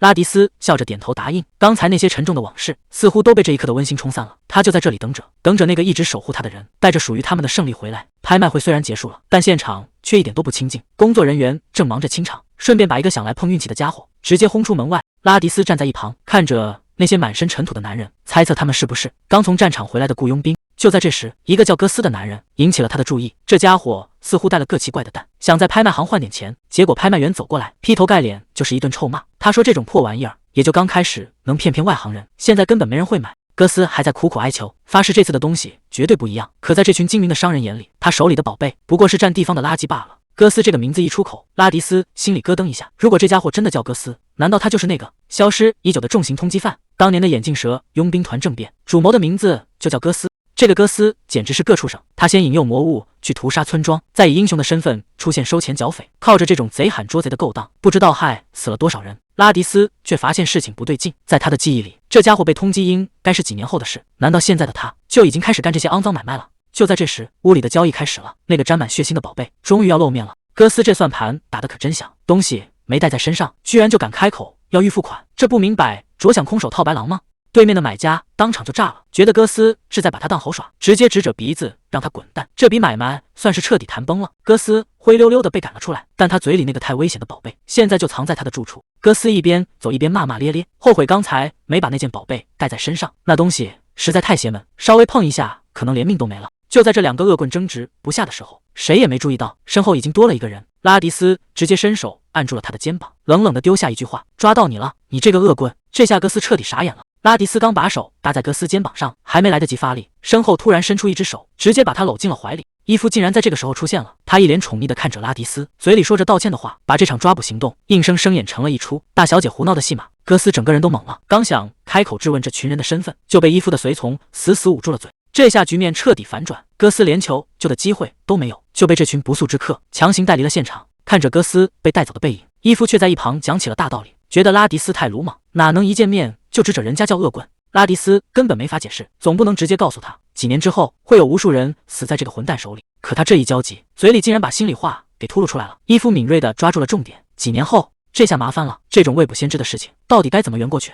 伊夫随手递过来一个沉甸甸的家伙，让拉迪斯先帮他收着。拉迪斯赶忙接住，这分量确实不轻，一看就不是什么普通货色。可伊夫接下来的话差点没让他当场破防。他笑着叮嘱拉迪斯，回去记得在上面贴个标签，写清楚这不是垃圾。拉迪斯整个人都听傻了，这种宝贝在他眼里居然只能算垃圾。看着伊夫大笑着离开的背影，拉迪斯站在原地半天没回过神，这家伙的眼界到底高到了什么地步？这把剑散发出的气息简直让人脊背发凉。拉迪斯盯着他看了半天，总觉得这东西透着一股邪性。可等他凑近了仔细一瞧，整个人都不好了，剑柄上居然真的贴着一张纸条，歪歪扭扭的写着不是垃圾。现在越看这玩意儿就越像是个破烂，谁能想到这种散发着危险气息的凶器竟然会被人嫌弃到这种地步？这可不是什么普通的破铜烂铁，而是一把价值连城的魔剑。这种宝贝普通人一辈子都难得见上一回。魔剑最特殊的地方就在于它会吸收主人的魔力，跟着主人一起成长。可一旦吸收了脏东西，它就会像现在这样彻底生锈。看着这些锈迹，拉迪斯心里五味杂陈。前世他被魔气侵蚀的时候，手里的剑也是这副模样，真是太讽刺了。这种刻骨铭心的记忆竟然会以这种方式重新出现。就算在前世，拉迪斯也没见过锈得这么离谱的剑。这把剑到底经历了什么，才会变成现在这副鬼样子？看着上面厚厚的一层锈迹，拉迪斯犯了难，这玩意儿根本擦不掉，难道真要找个地方把它磨平？光靠自己肯定是不行了，他决定去找骑士团长借根蜡烛，看看能不能用点特殊法子把这层脏东西给处理掉。这把被嫌弃的魔剑到底能不能在他手里重见天日？伊夫这回真是捡了大便宜。卢克斯兴奋地冲上去大喊大叫，说是欠了对方一个天大的人情。毕竟谁能想到堂堂黑狮骑士团竟然愿意帮他收拾烂摊子。卢克斯在那儿又是夸奖又是竖大拇指，恨不得把对方捧到天上去。可阿登却是一脸冷淡，甚至还冷冰冰地提到了还债。这下卢克斯有点尴尬了，赶紧摆着手想把气氛圆回来。大家明明都在一个屋檐下办事，怎么对方说话却像带着冰碴子。这种热脸贴冷屁股的局面，总让人觉得这背后的合作恐怕没那么简单。卢克斯这嘴简直是开了光，刚在那儿吹牛说今年太平没事做，结果话音刚落，传令兵就火急火燎地冲了进来，大喊着边境村庄遭到了袭击。这下打脸来得太快，连旁边的阿登都忍不住吐槽，说这就是典型的一说没事准出事。卢克斯尴尬的不行，赶紧追问到底伤亡怎么样。好在只是虚惊一场，据说当地的农田虽然被毁了，但刚好有一支佣兵团在附近，已经利落的把局面给控制住了。听到佣兵团这3个字，拉迪斯的眼神立刻变了，他紧盯着传令兵追问，到底是哪支队伍在那儿活动？蛇王佣兵团这个名字一出来，拉迪斯就察觉到了不对劲。虽然眼前的袭击被平息了，但魔兽开始大规模活动，这绝对是一个危险的信号。就在大家讨论局势的时候，走廊里的卢克斯突然停下了脚步，他总觉得背后有一双眼睛在盯着自己，可猛地一回头，身后除了空荡荡的大厅，什么也没有。旁边的守卫还以为他怎么了，卢克斯摇了摇头，只当是自己最近压力太大产生了错觉。可这种如影随形的窥视感，真的只是错觉吗？还是说已经有不速之客潜入了这里？这帮所谓的救星，其实是一群趁火打劫的恶棍，他们故意毁掉农田，恐吓村民，就为了搜刮这笔带血的横财。同伙在一旁数钱数得正欢，还劝哥斯别再拉着个脸，说虽然上次被那个女人找了麻烦，但人家毕竟是鲁塞尔家族的大人物，咱们惹不起，不如拿了钱去喝酒痛快一下。可哥斯显然没打算就这么算了，他心里盘算的可不仅仅是这几袋金币。刚才还嘴硬的哥斯，其实早就被拉迪斯吓破了胆。他回想起被盯上的那一刻，那种窒息的压迫感，让他到现在都觉得脊背发凉。他不明白，明明只是个穿裙子的女人，为什么会有那种像怪物一样的狠劲，简直让他想起了传说中恐怖的蜘蛛。他骂骂咧咧的想甩掉这种晦气，招呼同伙赶紧去喝酒压惊，觉得只要离开那儿就安全了。可他根本没有意识到，就在他身后的阴影里，拉迪斯已经悄无声息地跟了上来。这顿酒他恐怕是没机会喝完了。果然不出所料，这间酒馆就是那帮恶棍的老巢。拉迪斯潜入内部，想看看这帮家伙到底在倒卖什么宝贝，竟然能让村民们倾家荡产。桌上堆满了沉甸甸的包裹，可当他打开最里面的箱子时，整个人都愣住了。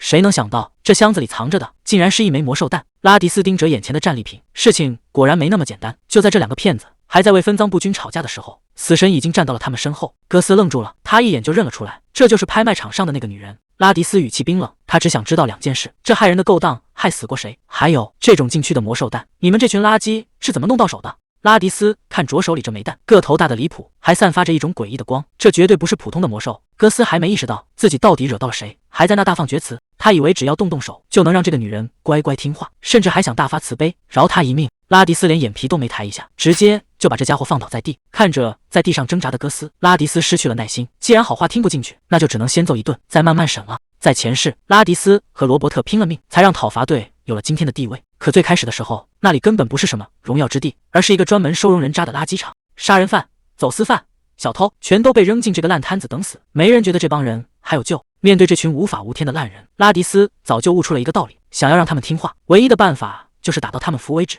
如果一拳下去门还没开，那就继续打，直到这扇门彻底粉碎，直到他们学会怎么做人。这2个家伙为了活命，终于交代了实情。原来他们发现了一条秘密通道，能直接绕过守卫进入魔兽森林。靠着偷出来的魔兽弹，他们确实发了一笔横财，哪怕明知道这会引来魔兽，甚至害死无辜的人，他们也根本不在乎。拉迪斯听着这些话，心里已经给他们判了死刑。这种利欲熏心的人渣，只要还没被送上断头台，就永远不会停手。看着他们跪地求饶的样子，拉迪斯眼里的杀意已经快要藏不住了。与其等以后让他们害死更多人，不如现在就彻底解决掉。就在这2个骗子以为自己死到临头的时候，拉迪斯却突然收了手。想要活命可以，但必须答应他一个条件。拉迪斯盯着这2个家伙，语气冰冷到了极点，要是敢编瞎话骗他，后果他们绝对承担不起。为了保命，哥斯终于讲出了10多年前那个被尘封的秘密。当时他们躲在森林里打猎，却撞见了一支奇怪的队伍。那是一群全副武装的士兵，他们把马留在林子里，神色匆匆地钻进了一个山洞，看起来像是去地底下藏什么宝贝。可诡异的是，那个山洞就像个吃人的怪兽，进去的人全都有去无回，再也没有出来过。就在所有人都以为他们已经全军覆没的时候，洞口却出现了2个身影，只有这2个人活着逃了出来。据这2个家伙说，当时只有一个穿着黑袍的人，怀里抱着个孩子走了出来，至于剩下的几百号人，全都死在了地底下。拉迪斯敏锐地察觉到，这条路竟然直通禁区深处。哥斯以为交代完就能开溜，可拉迪斯手里的重剑直接横在了他们脖子上。既然蛋是你们偷出来的，那就由你们亲手送回去。这2个家伙哪敢说个不字，只能乖乖在前面带路，连称呼都变成了老大。可等真正进到地道里，拉迪斯才发现事情不对劲，这里根本不是什么临时挖的土坑，而是整齐划一的石砖长廊。这种规模的工程，起码得动用几百上千人。在这地底深处，到底藏着什么见不得人的秘密？这地道的状况好得离谱，明明是10几年前的老古董，却连一点破损的痕迹都没有。拉迪斯心里泛起了嘀咕，难道一直有人在暗中维护这里？他抱着魔兽蛋，冷声命令这2个骗子，等把蛋还回去之后，就立刻去治安队自首，只要交代清楚，他会想办法给他们找份正经差事。骗子听完直接笑出了声，觉得这位贵族大小姐是在玩什么正义英雄的游戏，像他们这种烂在泥里的垃圾，哪值得高高在上的贵族费心？正义英雄，拉迪斯在心里自嘲了一下，他从来没觉得自己有多高尚，更不是为了追求什么正确，他只是很清楚，如果任由这些事发生，会有无数无辜的人白白送命，而他绝对无法坐视不管。地上的这些古怪文字和之前在大门上看到的一模一样，拉迪斯这下敢肯定了，这里根本不是什么普通地道，而是一处充满古代魔力的遗迹。旁边的骗子已经累得够呛，在这暗无天日的地底下，根本感觉不到时间的流逝，他们起码已经走了大半天，再不回去，家里恐怕就要闹翻天了。拉迪斯心里很清楚，这次回去散步这个借口肯定行不通了，他得想好怎么解释自己这一身莫名其妙的本事。剑术倒是可以推给戴维，但魔力的事绝对不能轻易开口，在那些人眼里，他就像个带着剧毒的怪物，只配被关在房间里发霉。他最担心的是，万一那个男人也这么想，如果连他也把自己当成某种肮脏的东西，那他在这世上就真的无处可去了。既然想不通，那就先回去再做打算。拉迪斯低声下达指令，沉重的大门应声而开，但这门后的世界却和他想的完全不一样。空气中弥漫着一股潮湿又令人作呕的恶意，这里不再是森林边缘，而是真正的禁区核心。这种熟悉的感觉瞬间把他拉回了那个噩梦般的夜晚，到处都是残缺的盔甲和已经冰冷的同伴。当时的士兵们惊恐地喊着副团长，却没人能告诉他视察队到底去了哪里。就在拉迪斯失神的时候，一个声音急促的呼喊声猛地将他拽回了现实。副团长，快醒醒！谁能想到这2个怂包竟然敢在这时候反水？他们根本没打算去什么自首，而是看准了机会，要把拉迪斯一个人丢在死地。哥斯笑得异常猖狂，嘲讽他是个自以为是的倒霉蛋，还叫嚣着让他留在这儿，给接下来的魔兽当点心。拉迪斯被死死困在原地，怀里的魔兽弹像个定时炸弹，而那2个混蛋已经趁乱逃得无影无踪。就在这时，地底深处传来一阵沉重的震动，真正的索命鬼已经闻着味儿过来了。